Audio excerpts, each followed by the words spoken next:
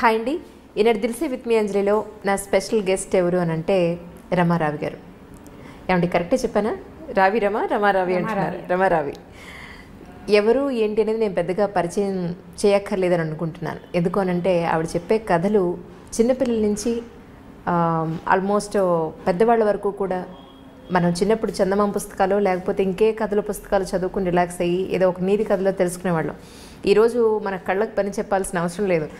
రమగారి కథలు అలా ప్లే చేసి మా ఇంట్లోనే ఎస్పెషల్ నేను పిల్లలు ప్రతిరోజు రాత్రి ఆవిడ మీ కథలు అలా ప్లే చేసి అలా నిద్రపోతామండి. విని అమ్మాయి అయిపోయిందా రైట్ నిద్రపోతాం అలాగే.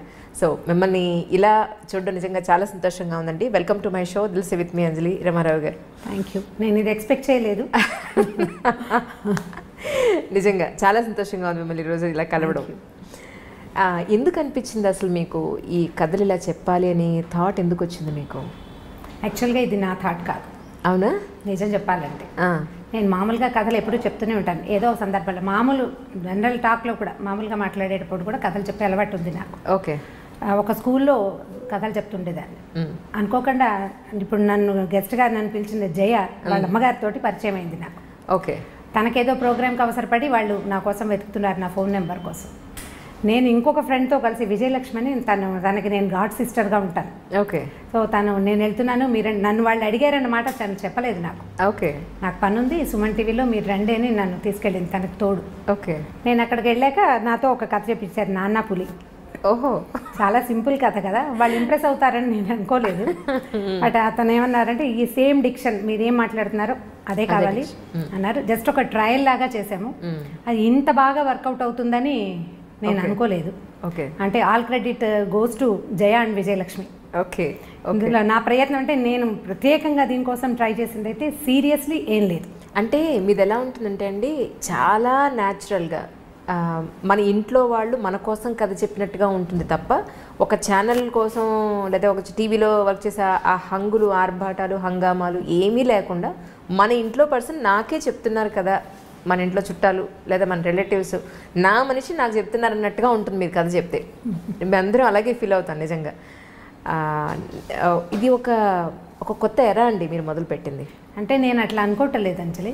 నిజం చెప్పాలంటే నేను మామూలుగా కూడా ఇలాగే మాట్లాడతాను. నాకు స్క్రీన్ ప్రెజెన్స్ మీద పెద్దగా అవగాహన లేదు, పెద్ద కెమెరా ఫ్రెండ్లీ కూడా కాను.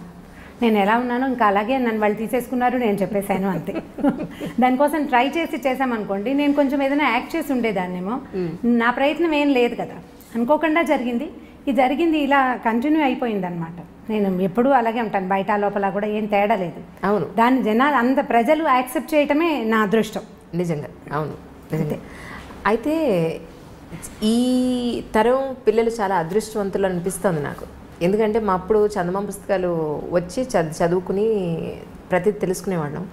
ఇప్పుడు పుస్తకాలు చదవడం అనేది చాలా మట్టుకు తగ్గిపోయింది, తెప్పించుకోవడం తగ్గిపోయింది. ఇంట్లో ఉన్న ఇవేం చదువుతాంలే మాట్లాడితే ఫోన్లు లేదంటే ల్యాప్టాప్లు కెండిల్ ఇవే సరిపోతున్నాయి. కానీ పెద్దవాళ్ళు లేరు ఇప్పుడు కథలు చెప్పడానికి, తల్లిదండ్రులు పిల్లల దగ్గర ఉండే అవకాశం లేదు. అదే. సో ఇక పిల్లలకి ఏదైనా నీతి తెలుస్తుంది ఒక కథల రూపంలో అంటే అది రమారావి గారి ద్వారానే ఈరోజు నాకు తెలిసినంత వరకు. ఎందుకంటే నేను చాలామందికి చెప్పాను, మా అన్నయ్య పిల్లలకి మా పెద్దమ్మ గారి పిల్లలు వాళ్ళందరికీ రమారావి అని కొట్టండి, అందులో మంచి కథలు దొరుకుతాయి. మీరు ఉన్నా లేకపోయినా వాళ్ళు ఏదో టైం వేస్ట్ చేసేస్తున్నారు ఫోన్లో లేదా ఇంకేదో చేస్తున్నారు బదులు అట్లీస్ట్ ఇది వింటే కనీసం ఎంతో కొంత మంచి తెలుసుకుంటారు ఆ కథల ద్వారా అని చెప్పి. సో మీరు దొరకడం నేటి జనరేషన్ పిల్లలకు అదృష్టంగా నేను డెఫినెట్గా భావిస్తున్నాను. రమగారు అంటే పిల్లల కంటే తల్లులు ఎక్కువ వింటున్నారని అనిపిస్తుంది నాకు. నాతో కలిపి. అవును అవును. అంటే ఇప్పుడు జయ కూడా సీరియస్లీ తనకే ఒక కథ కావాలన్నమాట. అవును. అంటే ఇది నేనేమనుకుంటానంటే పిల్లలు వీటిని డైరెక్ట్గా చూస్తారని నేను భావించట్లేదు మొదటి రోజు నుంచి. తల్లులకి చెప్పటమే, తల్లులే పిల్లలకి. ఇప్పుడు నేను ఒక నేరేషన్ ఏదో ఒక పద్ధతిలో చెప్తాను, ఈ నా రకమైన భాష, ఇప్పుడు నా ప్రెజెన్స్, నేను పెద్దదాన్ని ఇలా కాకుండా ఇప్పుడు యంగ్ మదర్ అనుకోండి 25-30 years ఉంటాయి పిల్లలకి, తల్లులు చెప్పే విధానం ఒకటి ఉంటుంది, వాళ్ళ భాష వాళ్ళ తాలూకా ఎక్స్ప్రెషన్ ఒక లెవెల్ ఉంటుంది కదా. అలాంటి దాంట్లో వీళ్ళు తెలుసుకున్న కథని ఆ లెవెల్లో కనుక పంపిస్తే ఇస్తే పిల్లలకి ఇంకా బాగా వెళ్తుందని భావిస్తాను నేను. ఇప్పుడు నేను ఒక మాట చెప్పాను అనుకోండి మా అబ్బాయికి, అదే మాట మా అక్కయ్య చెప్తే ఒక రకంగా ఉంటుంది, నేను చెప్తే దాంట్లో 4 తిట్లు యాడ్ చేసినప్పటికీ నేను చెప్పింది కరెక్ట్గా వెళ్తుంది నా పిల్లాడు కాబట్టి అట్లా వెళ్తాయని నేను అనుకున్నాను. ఇప్పుడు బాగా తెలుస్తుంది ఏంటంటే పిల్లలు కూడా చూస్తున్నారు అని ఇప్పుడు ఈ మధ్య తెలుస్తుంది అనమాట. అవునండి, కొంతమంది పిల్లలు కూడా ఫోన్లు చేస్తుంటారు, ఆ నెంబర్ దొరికేసరికల్లా మాట్లాడుతూ ఉంటారు. సో కొంతమంది పిల్లలు చూస్తున్నారు. అంటే కథ డైరెక్ట్గా కాకుండా కొంత డిస్కషన్ చేస్తున్నాం కదా, ముందు వెనక ఏదో మాట్లాడుతున్నాం. సో ఈ మాట్లాడే మాటలతోటి పిల్లలు ఏమైనా అఫెండ్ అవుతారా, కష్టపెట్టుకుంటారా అలా అనిపిస్తుంది నాకు. పిల్లలు ఇలా ఉంటారు, ఇలా చేస్తారు, వాళ్ళని మనం ఇలా చేయాలి అని చెప్పే మాటకి వాళ్ళు ఫీల్ అవుతారని భావిస్తున్నాను. లేదు లేదు, ఎందుకంటే నేను చెప్తా చూడండి. ఇప్పుడు పెద్దవాళ్ళు చెప్పినట్టు పెరట్లో ఉన్న చెట్టు వైద్యానికి పనికిరాదని నేను ఎంత చెప్పినా తల్లి వాళ్ళ పిల్లలకి ఎంత చెప్పినా ఎక్కదు. అదే అన్లెస్ అదే విషయాన్ని చక్కగా మీ మాటల్లో గుచ్చినట్టుగా మీ మాట ఎక్కడా కూడా డైరెక్ట్గా వెళ్ళి సూత్తో గుచ్చినట్టుగా ఎక్కడా ఉండదు. చాలా సాఫ్ట్గా వెళ్ళి తగులుతూ ఉంటుంది అర్థం చేసుకునే వాళ్ళకి. అయితే వాళ్ళు అనేది ఏంటంటే, అమ్మ నువ్వు చెప్పినట్టే ఉంది కానీ మేడం చెప్తే వినబుద్ధి అవుతుంది, నాకు రమ్మగారు చెప్తే వినబుద్ధి అవుతుంది. మా అబ్బాయి 8th క్లాస్ చదువుతున్నాడు. వాడు ఏ రోజున అదే క్రికెట్ ఏదైనా చూస్తానంటే కనుక, సరే అయితే క్రికెట్ చూడొద్దు, రమ్మగారి స్టోరీ నీకు ఓకే కదా, సరే అదే పెట్టి నేను చూస్తాను ఫస్ట్ అని మొదలు పెట్టాడు. అంటే నా కోసం మొదలుపెట్టి ఈరోజు ఏ రోజున వాడు మీది ఒక కథ వినకపోతే వాడు పడుకోని పరిస్థితి, ఆ స్టేజ్కి వచ్చాడు. ఈవేళ నాతో పాటు వస్తానని, కానీ వాడు ఇంకా రెడీ అవ్వలేదు. ఇంకా లేట్ అయిపోతుందిరా బాబు, ఇంకో రోజు మన ఇంటికి వెడదాంలే డెఫినెట్గా, రమ్మగారితో నీకు ఒక ఫోటో కావాలి, నీ డైరెక్ట్గా స్టోరీ వినిపిస్తాను నీకు అని చెప్పి ప్రామిస్ చేసి వచ్చేసాను. డెఫినెట్లీ అండి, అది ఎప్పుడు జరుగుతుందో చూడాలి. రమ్మగారు, మీ ఇంటర్వ్యూ అని నేను ప్లాన్ చేసుకున్నప్పుడు చుట్టుపక్కల మా ఫ్యామిలీ మెంబర్స్ అందరికీ చెప్పడం జరిగింది. వాళ్ళ ఇళ్లలో ఉన్న సమస్యలు ఏదైతే ఉన్నాయో ఒకసారి రమ్మగారిని అడిగి నాకు ఏదైనా కొంచెం ఒక సమాధానం తెప్పిస్తావా, ఒక సొల్యూషన్ తెప్పిస్తావా అని అడిగారు. ఒకటి ఏంటంటే, చంటి పిల్లలు ఉన్న ఇంట్లో ఇప్పుడు జాయింట్ ఫ్యామిలీస్ లేవు, వీళ్ళు ఉద్యోగాలకు వెళ్ళిపోవాల్సిన పరిస్థితి. ఎందుకంటే భగవంతుడు ఒక నేచర్ ఇచ్చేశాడు, ఒక మగ, ఆడవాళ్ళకి లక్షణాలు, మగవాళ్ళకి లక్షణాలు అనేవి శారీరకంగా మానసికంగా కూడా కొన్ని ప్రత్యేకమైన లక్షణాలు ఇచ్చేశాడు. వీటికి విరుద్ధంగా ఇప్పుడు విమెన్ కూడా ఉద్యోగం చేయాల్సి వస్తుంది. అలా అని పోనీ ఇంట్లో బాధ్యతలు జెంట్స్ ఎవరైనా తండ్రులు కానీ హస్బెండ్స్ కానీ ఎవరైనా షేర్ చేసుకుంటున్నారా అని అంటే అదొక పెద్ద క్వశ్చన్ మార్కే. ఎంతమంది చేసుకుంటున్నారు 100 మందిలో అని అంటే ఒక లేడీని కదిలిస్తే ఎవరి బాధలు వాళ్ళు చెప్పుకుంటారు. నిజంగా అందరూ షేర్ చేసుకుంటున్నారని మనం ఖచ్చితంగా చెప్పలేం, అలా అనుకోలేం కదా, అనుకోలేం. సో అలాని ఇటు ఇంటి పని, అటు పిల్లల పని బాధ్యతలు, అలాగే ఉద్యోగ బాధ్యతలు ఎక్కువైపోయి మానసికంగా శారీరకంగా ఎంతో స్ట్రగుల్ అయిపోతున్నారు విమెన్. వాళ్ళ ఆరోగ్యం గురించి కూడా వాళ్ళు పట్టించుకోని కండిషన్లో, తెలుసు వీళ్ళే ఇంటి ఈవిడ వండకపోతే అందరి ఆరోగ్యం ఉండదు అని తెలుసు, ఈవిడ ప్రాపర్గా లేకపోతే ఇల్లు సవ్యంగా నడవదని తెలుసు, అయినా వాళ్ళ గురించి వాళ్ళు పట్టించుకోరు. ఇలాంటి విమెన్కి ఎలా ఉండాలి అని మీ మాటల్లో ఒకసారి వినాలని అనిపించింది వాళ్ళందరికీ. ఇది పిల్లలు పుడుతుండగా అంటే ప్రెగ్నెన్సీలో ఉండగా లేదా ప్రెగ్నెన్సీ తర్వాత పోస్ట్నేటల్ డేస్లో కూడా ఆడవాళ్ళు నేను చేసేయగలను అని మనకి ఎలా ఉంటుందంటే, మనని మనం ప్రూవ్ చేసుకోవాలన్న ఒక పిచ్చి పాతకాలంలో లేనిది ఇప్పుడు ప్రబలింది. సరిగా చెప్పాలని పెరిగింది అనకూడదు, ప్రబలిందనే చెప్పాలి. నీ వల్ల కాదు అంటే వీళ్ళకి నచ్చదు. ఇవాళ రేపు ఈ జనరేషన్ ఆడపిల్లలకి నీ వల్ల కాదన్న మాట నచ్చక నా వల్ల అవుతుందని అన్ని పులుముకుంటారు. సరిగా చెప్పాలంటే, అంటే సీరియస్లీ చెప్పదలుచుకుంటే కనుక. అవును, ఈ పులుముకున్నది ఏమవుతుందంటే, పాత సామెత ఒకటి ఉంది, ఎత్తుకున్న బిడ్డ మొత్తుకున్న దిగదని. ఒకసారి ఎత్తుకోమనక మనం అలవాటు చేసామా, నాకు చెయ్యి నొప్పి పెడుతోందంటే పిల్లాడికి అక్కర్లా నీ చెయ్యి నొప్పొద్దు, నీ మెడ నొప్పొద్దు, వాడికి ఎత్తు కావాలంతే. ఇందులో పిల్లవాడు అంటే వాడు ఒకడే కాదు కదా, వాడి నాన్న తాత కూడా ఉంటారు అందులో. ఎప్పుడైనా సరే కుటుంబ సభ్యులకి విషయాన్ని షేర్ చేయకుండా మనం మొయ్యగలము అని కనుక బలవంతంగా నెత్తి మీదకి తీసుకుంటే ఇక ఎప్పటికీ మీరు షేర్ చేయలేకపోతారు. లిమిటేషన్స్ ఉంచుకోవాలి ఎవరైనా సరే. నేను కూడా, నాకు ఇదే జబ్బు ఉంది, నాకు కూడా ఉందా జబ్బు. ఇప్పుడు ఇంత ఏజ్ వచ్చాక ఇప్పుడు నా వల్ల కాదు అంటే, ఎందుకు నీ వల్ల కాదు అనే క్వశ్చన్ వస్తూ ఉంటుంది తప్పిస్తే, ఇక నువ్వు చేయలేవా అయ్యో పాపం అని ఎవరు అనరు. ఆ మాట ఎవరికి నచ్చదు. అందుకని ఇది చిన్న వయసులోనే మనం ఏం చేయాలంటే, మనకి ఒక లిమిటేషన్ ఉంచుకోవాలి. నేను ఇది చేయగలను, నేను ఇది చేయలేను, పోనీ ఈ విషయాన్ని ఇంత మటుకు చేస్తాను, తర్వాత నేను చెయ్యను అని చెప్పగలగాలి. ఈ చెప్పటం రాకపోతే అనుభవించాల్సిందే. ఇప్పుడు పిల్లలు చిన్నతనం ఒక 3-4 ఏళ్ల చంటిబిడ్డ ఉన్నాడు అనుకోండి, 4 ఏళ్ల పిల్లాడంటే ఇక వాడి ఎంత మారంలో ఎంత విసుగులో వాడికి అన్నం పెట్టడం, వాడి నిద్రపుచ్చడం, వాడి ప్రతిదీ ఒక కష్టసాధ్యమైన సంగతిగానే ఉంటుంది. వీటిని తల్లులే చేయవలసిన పనులు ఉంచుకుని మిగిలినవి తండ్రులకి షేర్ చేయడానికి ప్రయత్నం చేయాలి. వాళ్ళతో కూర్చొని మాట్లాడుకోవాలి. ఇప్పుడు మీరు మామూలుగా కబుర్లు చెప్పుకోవడానికి, సినిమాలకు వెళ్ళడానికి వాటన్నిటికీ మాట్లాడుకుంటూనే ఉంటారు. అలాంటప్పుడు ఇలాంటివి కూడా మాట్లాడకుండా ఉండరు కదా. వైఫ్ అండ్ హస్బెండ్ అన్నాక ఎంతో కొంత మాట్లాడుకుంటేనే కదా సంసారం నడిచేది. ఖచ్చితంగా ఈ పని నువ్వు చెయ్యి అని దానికి మళ్ళీ ఇంకొకటి ఉంది, తల్లులకి ఇంకొక జబ్బు ఉంటుంది మ్యాచ్ సహజంగా. ఆ పిల్లాడు ఏదో నాన్న దగ్గర ఒక నిమిషం వేడవంగానే వీడు ఇంకా ఆగలేరన్నమాట. నువ్వు చేయొద్దులే నేనే చేసుకుంటా, పిల్లాడిని నేర్పిస్తున్నావు అనేస్తారు. అనకూడదు. కొంచెం గట్టిగా మనసు దిటవ చేసుకుని వాళ్ళిద్దరు తంటాలు వాళ్ళు పడతారు అని కనుక వదిలిపెట్టేస్తే అప్పుడు తండ్రి పిల్లవాడిని హ్యాండిల్ చేస్తాడు. ఎప్పుడైతే తల్లి సపోర్ట్ ఉందో ఈ పిల్లలు ఇక వాళ్ళ మాట వినరు. నేను ఈ పని చేయను, ఇక నువ్వు నాన్నతోటే చేయించుకో, ఇవి అతనే హ్యాండిల్ చేయాలి. ఈ విషయం హోంవర్క్ చేయించడం, కొట్టని తిట్టని అక్షంతలేని ఏం చేసినా ఆయన ఏం చేస్తే అది చేస్తాడు అని వీళ్ళు ఊరుకోగలిగితే షేరింగ్ కుదురుతుంది. మనం అలా చెయ్యము, ముందు షేర్ చేస్తాము. అందరూ చేసే పని, నేను కూడా ఉన్నా అందులో. ఈ మనం పోట్లాడుకు ఏదో చిన్న మాట్లాడేసుకుంటాం, ఈ హోంవర్క్ చేయించని చెప్తాం. వాడు హోంవర్క్ చేస్తుండగా వాడు ఏదో విండు, ఏరా నీకు ఇది కూడా రాదా అనో ఏదో అంటాడు నాన్న. అమ్మ చూడు మా నాన్న అనగానే మనం తయారైపోకూడదు. తయారైపోతాం మనం.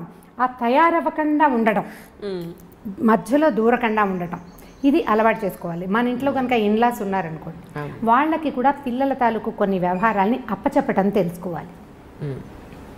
సాయంత్రం 7 నుంచి 9 దాకా తాతగారి దగ్గర కూర్చొని హోంవర్క్ చేసుకోవాలంటే తాత సరిగా చెప్పని సరిగా చెప్పకపోని మాట్లాడకూడదు. ఇప్పుడు బ్యారికేడ్స్ ఎవరికి కావాలి? మా ఆడవాళ్ళకే కావాలి. మనమే హద్దుల్లో ఉండాలి. ఈ హద్దు కనుక తెలుసుకుని ఉంటే అప్పుడు కుదురుతుంది. నాకు అన్నీ వచ్చు, నేను అన్నీ చేయగలను, ఈ పని ఆ పని సమస్తమైన పనులు నేనే చేసేయగలను అని ప్రూవ్ చేసుకోవడానికి ట్రై చేస్తే ప్రతిసారి మన శరీరం సహకరించదు. నిజమండి. కొన్నాళ్ళు అయ్యేసరికల్లా ఏమవుతుందంటే మానసికంగా వీక్ అయిపోతాం, సెల్ఫ్ పీటీ వచ్చేస్తుంది. నేను ఎంత కష్టపడుతున్నాను అనిపిస్తుంది.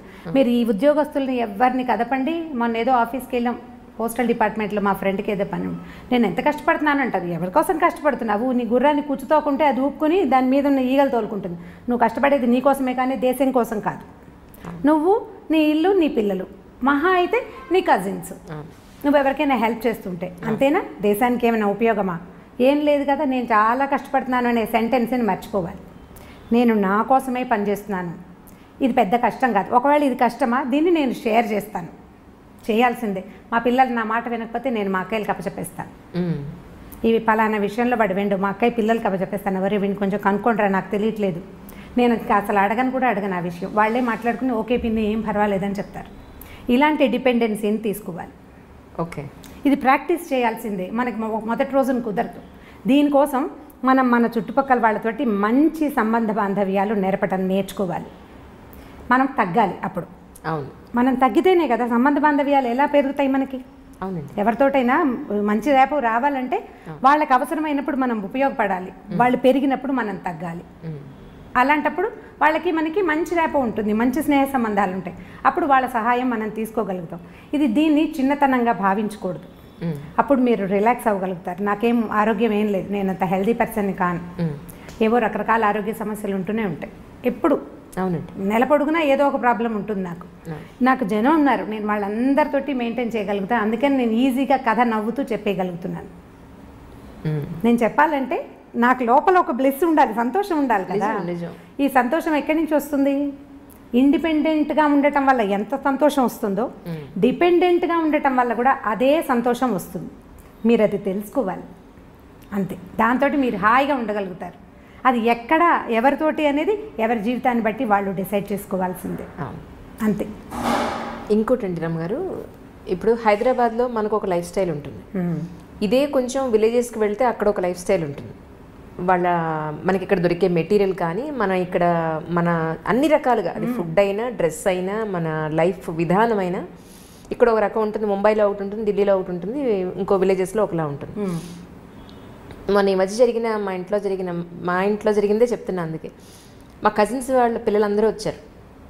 వస్తే విలేజెస్ నుంచి వచ్చిన పిల్లలతోటి వీడు మాట్లాడట్లేదు. ఇక్కడ సిటీలో ఉన్న పిల్లలు, బెంగళూరు, ఢిల్లీలో, హైదరాబాద్లో ఉన్న పిల్లలు, మా కజిన్స్ ఊరి నుంచి వచ్చిన వాళ్ళతో మాట్లాడట్లేదు. ఏంటి ఎందుకు మాట్లాడట్లేదు? వాళ్ళని వెళ్ళండి మాట్లాడండి వాళ్ళతోటి అని అంటే, వాళ్ళ డ్రెస్ చూసావా, వాళ్ళ భాష చూసావా, ఇంగ్లీష్ రాదు వాళ్ళకి, మేము అలా కలుస్తాం వాళ్ళతోటి. నోరు తెరిస్తే ఏమిటే అలా ఉన్నారే అని అంటే మేము వాళ్ళతో ఎలా మాట్లాడతాం? మాకు ఇష్టం లేదు మాట్లాడడం అన్నారు. నేను చెప్పగలిగినంత డ్రెస్ చూసో ఇప్పుడు మీరు ఇంగ్లీష్ స్కూల్లో మిమ్మల్ని వేసాం కాబట్టి మీకు ఇంగ్లీష్ వచ్చింది, లేకపోతే మేము కూడా ఊళ్ళోనే ఉంటే మీరు కూడా అలాగే ఉండేవాళ్ళు. అంతే కదా. మనుషులు కలుపుకోవాలి. ఫ్రెండ్స్ అని నువ్వు అనుకునే ఫ్రెండ్స్ జీవితాంతం ఉంటారా? రక్త సంబంధికులే ఉంటారని చెప్పినా కూడా వాళ్ళు ఉన్న ఆ 2 రోజులు కూడా వీళ్ళు వెళ్ళి వాళ్ళతో కలవలేదు. సో ఇలాంటి పిల్లలకి తల్లిదండ్రులు చెప్తున్నారు, చెప్పినా వినని పిల్లలు కూడా ఉన్నారు, చెప్పని వాళ్ళు కూడా ఉన్నారు. ఇలాంటి పిల్లలకి మీ మాటలో ఒకసారి అని చెప్తారేమో అని. ముందు మనం పిల్లల్ని వాళ్ళతోటి కలపడానికి ప్రయత్నం చేయాలి. ఇలా సంవత్సరానికో 3 ఏళ్ళకో ఓసారి కాకుండా మనం కూడా ఊరు వెళ్తున్నాం అనుకోండి. ఇప్పుడు మనం ఊరు వెళ్తాం, మనతో పాటు మన 2 పిల్లలు వస్తారు. మిగిలిన ప్రపంచం అంతా పల్లెటూరు ప్రపంచమే ఉంటుంది కదా. వీళ్ళు అక్కడ అడ్జస్ట్ అవ్వడానికి 2 రోజులు పడుతుంది, తర్వాత అలవాటు పడతారు. అలా కాకుండా ఊరు నుంచి వచ్చిన ఒక మనిషి ఈ గుంపులో చిలకల గుంపు కాకుల గుంపు లాగా ఎవరు చిలక ఎవరు కాకి చెప్పలేము, కానీ వీళ్ళు అడ్జస్ట్ అవడం కష్టం. మనం అప్పుడప్పుడు కనుక తీసుకెళ్తే, అందుకని మేము ఫ్రీక్వెంట్ డిస్కషన్స్లో నేను చెప్తున్న మాట ఇదేనమాట. ఫంక్షన్లకి, పార్టీలకి, అన్ని చోట్లకి మనం ఏదో ఊరు వెళ్తాం, అక్కడికి పిల్లల్ని ఎందుకు అని అనుకోకుండా సాధ్యమైనది అంటే హాలిడేస్ ఉండాలనుకోండి, సెలవులు కుదిరినప్పుడు పిల్లల్ని కనుక తీసుకెళ్తుంటే ఈ కొత్త ఎన్వైర్న్మెంట్ కూడా వాళ్ళు అలవాటు పడే అవకాశం ఉంది. అదేం విపరీతం కాదని, మన కజిన్స్ ఇద్దరే ఇలాగ అతి భాషలో లేరు, అక్కడ ఉన్నదంతా అతి భాషేననే సంగతి వీళ్ళకి అర్థం కావాలి కదా. తర్వాత రెండోది నేను అనుకుంటాను, ఇళ్లలో ఇంగ్లీష్ మాట్లాడకూడదండి. చాలా మంది ఇంట్లో ఏమిటో ఒక 4-5 ఏళ్ల పిల్లాడితోటి మన ఎదురుకుండా వాళ్ళు ఇంగ్లీష్లోనే మాట్లాడతారు. వాడికి తెలుగు ఎప్పుడు వస్తుంది? ఇంకా ఎప్పుడు తెలుగు నేర్చుకుంటారు?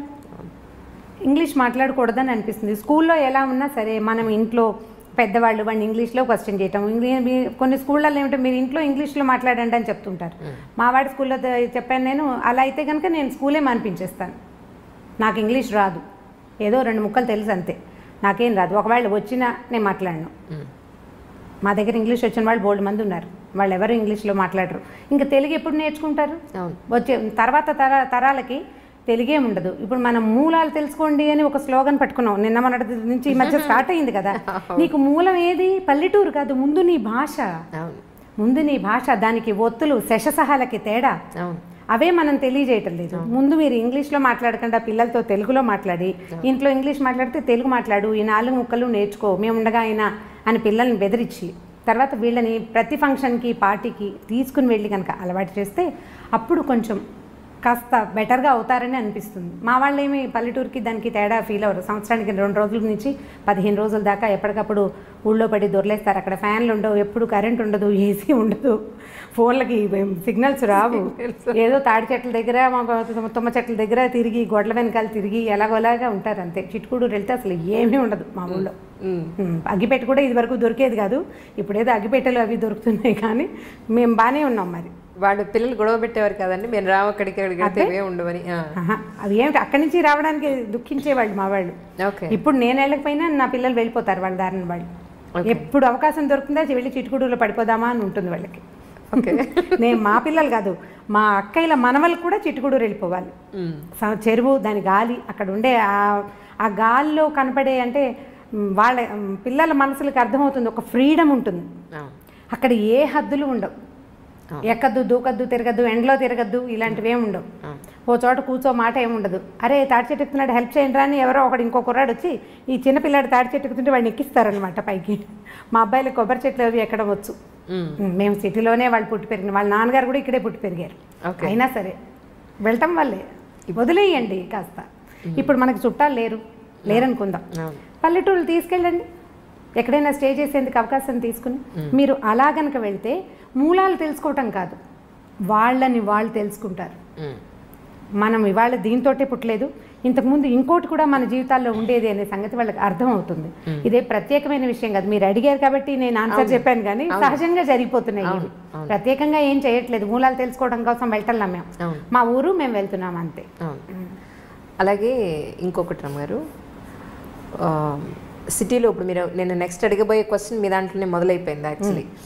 ఫ్రీడమ్ అనేది టీనేజ్ పిల్లలకి, అమ్మాయి అయినా అబ్బాయి అయినా సరే, అదొక పెద్ద టీనేజ్ పిల్లల్ని మేనేజ్ చేయడం, పెంచడం అనేది తల్లిదండ్రులకి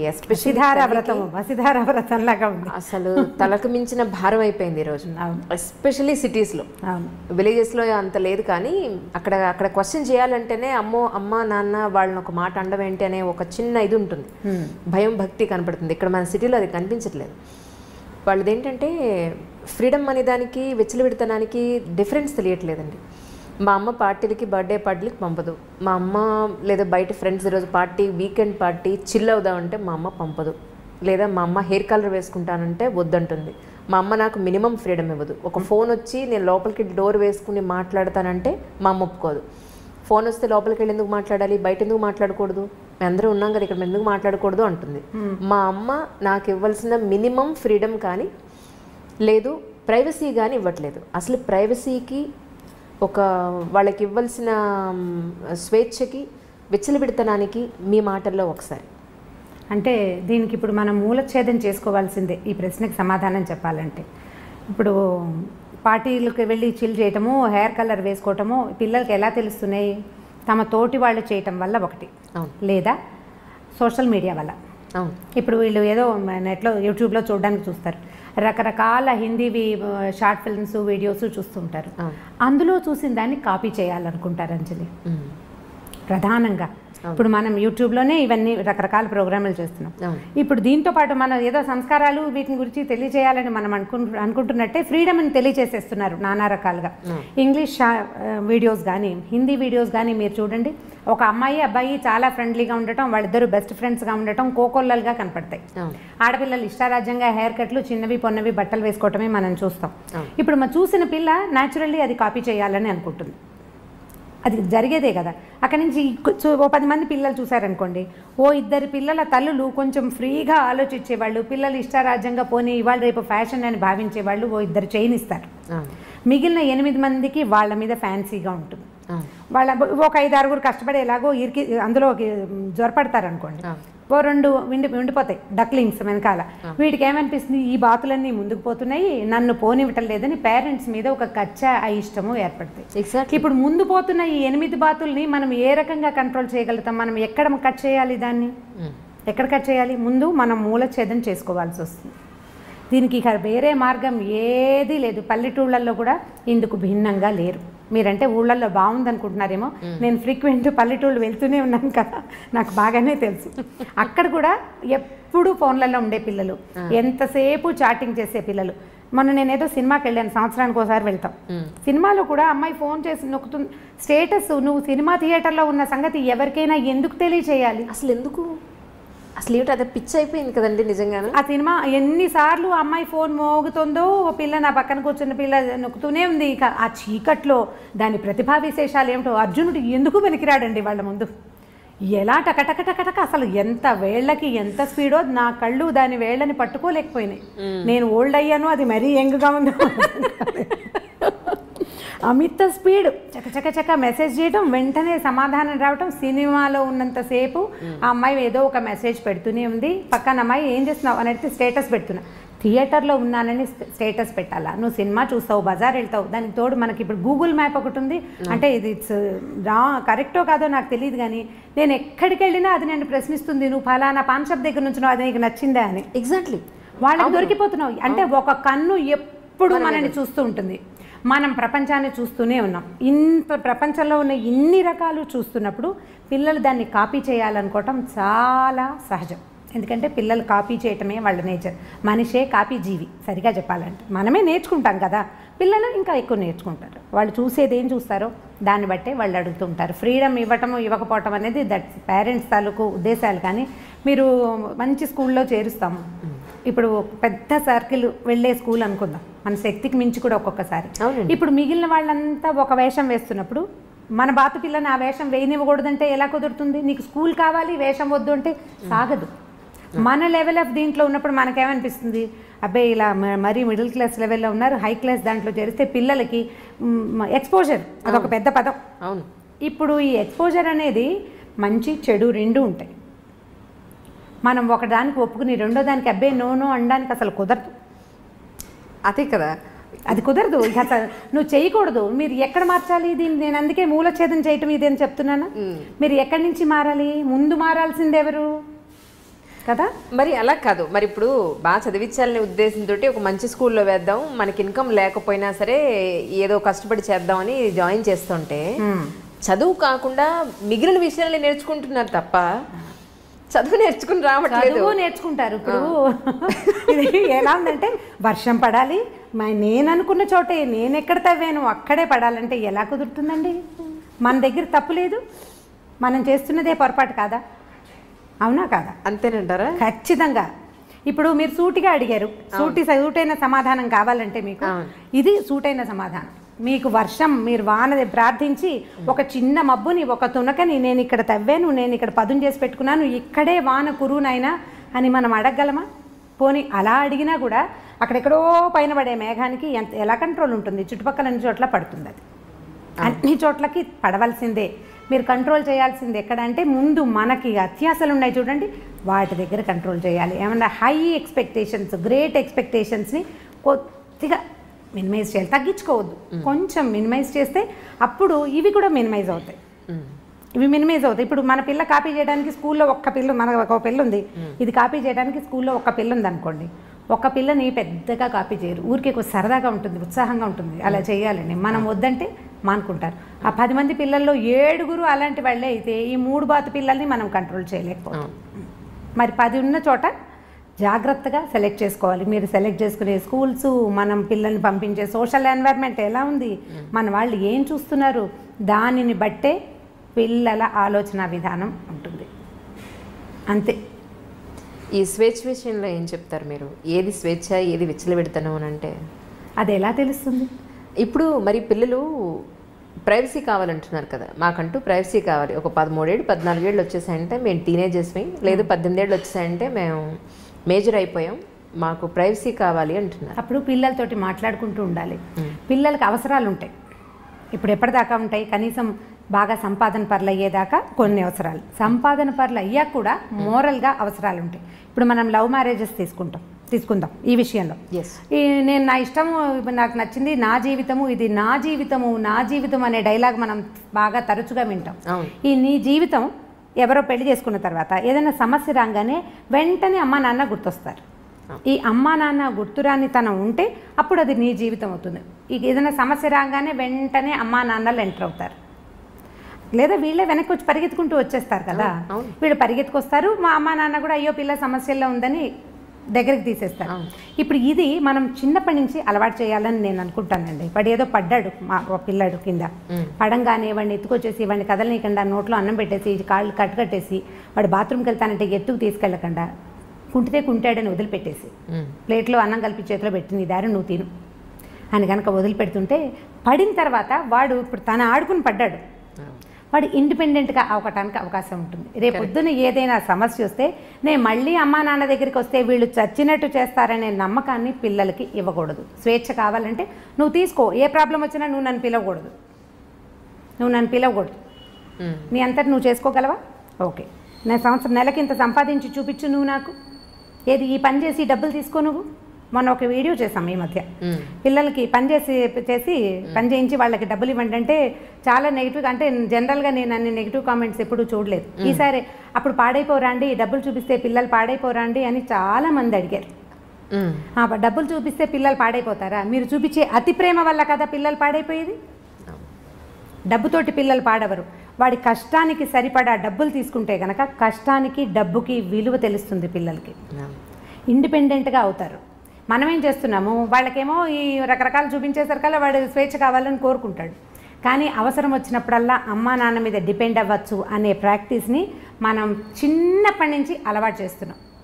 మిగిలిన దేశాలకి ఇండియాకి ఉన్న డిఫరెన్స్ ఏంటంటే వీళ్ళకి మోరల్గా, మన దగ్గర మోరల్ సపోర్ట్కి పేరెంట్స్ మీద డిపెండెన్సీ అనేది అసలు బై జీన్స్ తరాల వెంబడి మనకు అది ప్రాక్టీస్ అయింది. ఏదైనా కష్టం రాగానే నాన్న అనో అమ్మ అనో ఏడుస్తాం మనం. మిగిలిన దేశాల్లో కొంచెం తక్కువ ఉంది అది. వాళ్ళు ఫ్రెండ్స్ మీదో లేకపోతే వాళ్ళ మీద వాళ్ళేనో డిపెండ్ అవుతారు. గివ్ మీ సమ్ రూమ్ అంటుంటారు, చాలా సినిమాల్లో కనపడుతుంది. వాడికి స్పేస్ కావాలన్నమాట, వాడిని వదిలిపెట్టేయాలి వాడి కష్టానికి. మన దగ్గర కష్టానికి ఏముండదు, ఏదైనా కష్టం రాగానే వీళ్ళకి మనుషులే కావాల్సి వస్తారు. మనం ఆ ప్రాక్టీస్ ఇస్తున్నాం. ఈ ప్రాక్టీస్ ఇవ్వకుండా ఉండాలని నేను భావిస్తానండి. చాలా చిన్నప్పటి నుంచే 7-8 ఏళ్ల పిల్లాడు, వాడి వాళ్ళ హోంవర్క్ రాయలేదు, మాట వినలేదు, టీచర్కి ఎక్స్ప్లెనేషన్ ఉత్తరం రాయమంటే నేను రాయను, నువ్వు రాసుకో లేదా నువ్వు చెప్పుకో. పిల్లాడిని టీచర్ కొడుతుంది, ఓర్చుకోండి. వాడు రెండోసారి అది చెయ్యడు. మనం ఓర్చుకోవటం ప్రాక్టీస్ చేయాలి, అప్పుడే మన పిల్లలు ఇండిపెండెంట్గా ఉంటారు. ఆటే స్వేచ్ఛ కోరుకోరు. ఏదైనా సమస్య వస్తే వాడే హ్యాండిల్ చేయాల్సి వస్తే అప్పుడు సమస్యలు రానివ్వని పందాలోకి వెళ్ళడానికి చూస్తాడు. ఇప్పుడు మనం మామూలుగా కొంచెం పెద్ద అయ్యాక తీసుకుందాం, టీనేజర్స్గా మనం కూడా ఉన్నాం కదా, అప్పుడు మనకేం ఒళ్ళు తెలియలేదు ఎవరైనాను. అంటే ఇప్పుడు ఉన్నంత స్వేచ్ఛ ఇది వరకు లేదనుకోండి, ఇప్పుడు తెలుస్తుంది. ఇప్పుడు మన పిల్లలు వచ్చాక మనం కూడా ఇలాగే చేసాము అని జ్ఞాపకం వస్తుంటుంది. మన అమ్మలు ఒకరు సపోర్ట్ చేస్తుంటారు, మా పిల్లలు ఇలా చేయలేదమ్మా అంటుంటారు. ఏ కాలానికి ఆ కాలమే, ఎప్పటిదప్పుడే. ఆ రోజుల్లో అదే ఎక్కువ. ఇప్పుడు ఈ టీనేజ్లో ఓవర్ యాక్షన్ చేసే పిల్లల్ని 1-2 రోజులు వాడికి కావాల్సిన రెగ్యులర్గా మనం అందించే విషయాలు కొన్ని ఉంటాయి కదా, అవి అందించకుండా వదిలిపెట్టేయండి. ఓకే, ఇది ఒక సొల్యూషన్ కింద వాడుకోండి. అయితే పిడికి బియ్యానికి ఒకే మంత్రంలాగా అన్నిటికీ ఇదే చేయకూడదు. ఓకే, అన్నిటికీ కాదు. టీనేజ్ పిల్లాడంటే 16 ఏళ్ళు 18 ఏళ్ళు అనుకోండి, వాడికి మార్నింగ్ ఎవరో ఒకళ్ళు నిద్ర లేపాలి, కాఫీయో టీయో పాలో ఎవరో ఒకళ్ళు ఇవ్వాలి. వాడంతటి వాడు ఏం చెయ్యడు. వాడి బట్టలు ఇస్త్రీలో ఉండాలి, లేకపోతే వాడి షూస్కి సాక్స్కి అంటే లంగర్ అందదు కదా, అవి ఎక్కడో ఇవి ఎక్కడో ఉంటాయి. ఆ రెండింటిని సింక్రనైజ్డ్గా తల్లులు పెడుతుంటారు సాధారణంగా. ఈ సింక్రనైజేషన్లో అవి చెయ్యొద్దు. చేయకుండా వాడే వెతుక్కుని, వాడే తీసుకుని, వాడే టవల్ ఆరేసుకుని, వాడే టవల్ తీసుకుని ఇలాంటి పనులు కొద్ది రోజులు కనుక చేయనిస్తే కొంత బుద్ధి వస్తుంది. ఇది నాకు ప్రాక్టికల్గా తెలుసు. యూనివర్సిటీకి వెళ్ళకముందు, ఖరగ్పూర్ వెళ్ళకముందు మా అబ్బాయికి వెళ్ళి 2 ఏళ్ళ తర్వాత మా అబ్బాయికి చాలా డిఫరెన్స్ ఉంది. ఎంత డిఫరెన్స్ అంటే హస్తిమశకాంతరాన్ని నేను గమనించాను. నేను ఎక్కడైనా కూర్చుంటే మంచినీళ్ళమ్మ నువ్వు లేవకు నేనే తీసుకుంటాను. అంతకుముందు అమ్మ మంచినీళ్ళు, అమ్మ అమ్మ అమ్మ అమ్మ ఇక అమ్మ పాటకి అంతులేని పాటగా ఉండేది. దానికి అంత వచ్చింది. నువ్వు లేవకలేదు, తలుపు కొట్టినా వాడు అన్నం తింటూ లేచి తలుపు తీయటానికి రెడీ అయిపోతున్నాడు. సో డిఫరెన్స్ ఖచ్చితంగా వస్తుంది. వాడే చేసుకోవాల్సి వస్తే వాళ్ళకి కొంత జ్ఞానం వస్తుందండి. మన దగ్గర ఉన్న పిల్లల్ని మీరు ఇలా చేసి చూడండి. ఈ పని మనం 9 ఏళ్ల పిల్లలకి దగ్గర నుంచి స్టార్ట్ చేయొచ్చు. 9 లోపల డిపెండెన్సీ ఉంటుంది. చిన్న పిల్లలు 9 నుంచి వీళ్ళకి ప్రీ టీన్స్ మొదలైపోతాయి ఖచ్చితంగా. ఆడ మగ కూడా. ఆడపిల్లలు ఇంకా కొంచెం ముందే ఉన్నారు. ఇవాళ రేపు పాత రోజుల్లో 14 వస్తే కానీ ప్యూబర్టీ అంటే టీన్స్ ఎఫెక్ట్ తెలిసేది చాలా. ఇప్పుడు చాలా ఎఫెక్టివ్గా ఉంటుంది, చాలా ఎర్లీగా వస్తున్నాయి బికాజ్ ఆఫ్ సోషల్ మీడియా. ఖచ్చితంగా ఇప్పుడు మన పిల్లలు చూడరు. మా పిల్లలకి ఫోన్ ఇవ్వమండి అంటారు. ఫోన్ ఇవ్వరు మీరు, దాని ఫ్రెండ్స్ చూస్తారు కదా. మాత్రం బయట దొరకదా ఏంటి? దొరుకుతుంది. రెండోది ఏంటంటే మన ఫుడ్ కూడా, ఆహారం వల్ల కూడా ఈ ప్రీటీన్స్ అవ్వడానికి ఖచ్చితంగా ఆహారం చాలా పెద్ద పాత్ర వహిస్తుంది. మనం రకరకాలు తింటున్నాం. ఇప్పుడు దేంట్లో నుంచి మనం బయటపడగలుగుతాము? ఇదేంటంటే మనం గొంగట్లో కూర్చుని పెరుగన్నం తింటున్నట్టే. గొంగట్లో కూర్చుని పెరుగు అన్నం తింటాం. వెంట్రుకలు వచ్చినాయి ఏరుకుంటే ఇట్లా ముద్దకి 100 వెంట్రుకలు వస్తాయి. గొంగలి చేయబడేదే వెంట్రుకలతోటి. ఇప్పుడు మన పరిస్థితి అదే. మన స్కూళ్ళు అంతే, మన కాలేజీలు అంతే, అసలు మన సొసైటీయే అలా ఉంది. దీంట్లో నుంచి బయటపడడం మన వల్ల కాదు. మనం ఏం చేయాలంటే చిన్న మార్పులను సాధించడానికి ప్రయత్నం చేయాలి. దీన్ని పూర్తిగా మార్చే పాతకాలం మన పుట్టకల నాడు ఉన్నట్టుగా చేయాలని అనుకుంటే నిజంగా భ్రమ. అది చేయలేం మనం. ఎందుకంటే మనం 20లు 10ల నుంచి 2లు 3లలోకి వచ్చేసాం. 20లు 10లు లేవు. అవి ఎప్పుడో సంవత్సరానికి 1-2 సార్లే మనం కలుస్తున్నాం కదా. ఈ 2-3 జనాల్లో నుంచి దీన్ని ఎట్లా సాధించగలుగుతాం మనం? ఒక మంచి మాట చెప్పేవాళ్ళు లేరు. ఇంకా మీరు ఈ మాట మీరు అడగండి అని నేను చెప్తున్నాను. కొన్ని ఇళ్లలో ఉన్న పెద్దవాళ్ళు పిల్లలకి ఏ రకంగానూ హెల్ప్ చేయట్లేదని ఎన్ని కంప్లైంట్లు ఉంటాయో. అవును, నేను ప్రతిసారి ఇంట్లో పెద్దవాళ్ళు ఉంటే అని చెప్పగానే మా ఫ్రెండ్ ఒకరు ఫోన్ చేశారు, మీరు ఈ డైలాగ్ చెప్పొద్దు రమ్మగారు, నాకు ఇష్టం లేదు ఇలా మీరు చెప్తుంటే. ఏంటంటే మా అత్తగారు ఉన్నారు, ఆవిడ ఏమీ చెయ్యరు. ఆవిడ ఏదో రామాయణం భారతం చదువుకుంటారట. ఆవిడ దారిని ఆవిడ చదువుకుంటారు. ఆవిడే చదువుకుంటారు కానీ ఒక్క మాట చెప్పరు. పిల్లలకు ఒక్క మంచి మాట చెప్పరు. ఆవిడ పుణ్యం పురుషార్థం అని డైలాగ్ ఒకటి ఉంటుంది. ఆవిడ పుణ్య పురుషార్థాలకే ట్రై చేస్తున్నారు కానీ పిల్లలకి ఏం చెప్పట్లేదు. ఆవిడ ఏవో వింటూ ఉంటారు. ఆవిడ వింటూ ఉండగా మనవడు ఆ చాగంటి వరదో ఎవరివో కొన్ని విన్నాడనమాట. అలా వాడికి తెలిసినాయి తప్ప వాళ్ళ నాయనమ్మ వాడికి ఏం చెప్పలేదు. పెద్దవాళ్ళు ఉండటం వల్ల పెద్ద ఉపయోగం లేదండి. మీ పెద్దవాళ్ళు అంటే మా పాతకాలం వాళ్ళు అనమాట. వాళ్ళ వల్ల ఉపయోగం ఉండేదేమో, ఇప్పుడు వీళ్ళ వల్ల ఉపయోగం లేదు. మీరు ఎప్పుడు అదే డైలాగ్ కొడతారు, అందరూ అలా ఉండరు అని కూడా యాడ్ చేయండి దానికి. నిజమే ఇది కూడా యాక్సెప్ట్ చేయాల్సిన విషయమే. అంటే ఇప్పుడు నేను మా ఇంట్లో మా పెద్దకాయలను చూస్తాను. మా పెద్దకాయలు అంటే నాకంటే మా పెద్దకాయ దాదాపుగా 25 ఏళ్ళు పెద్దది.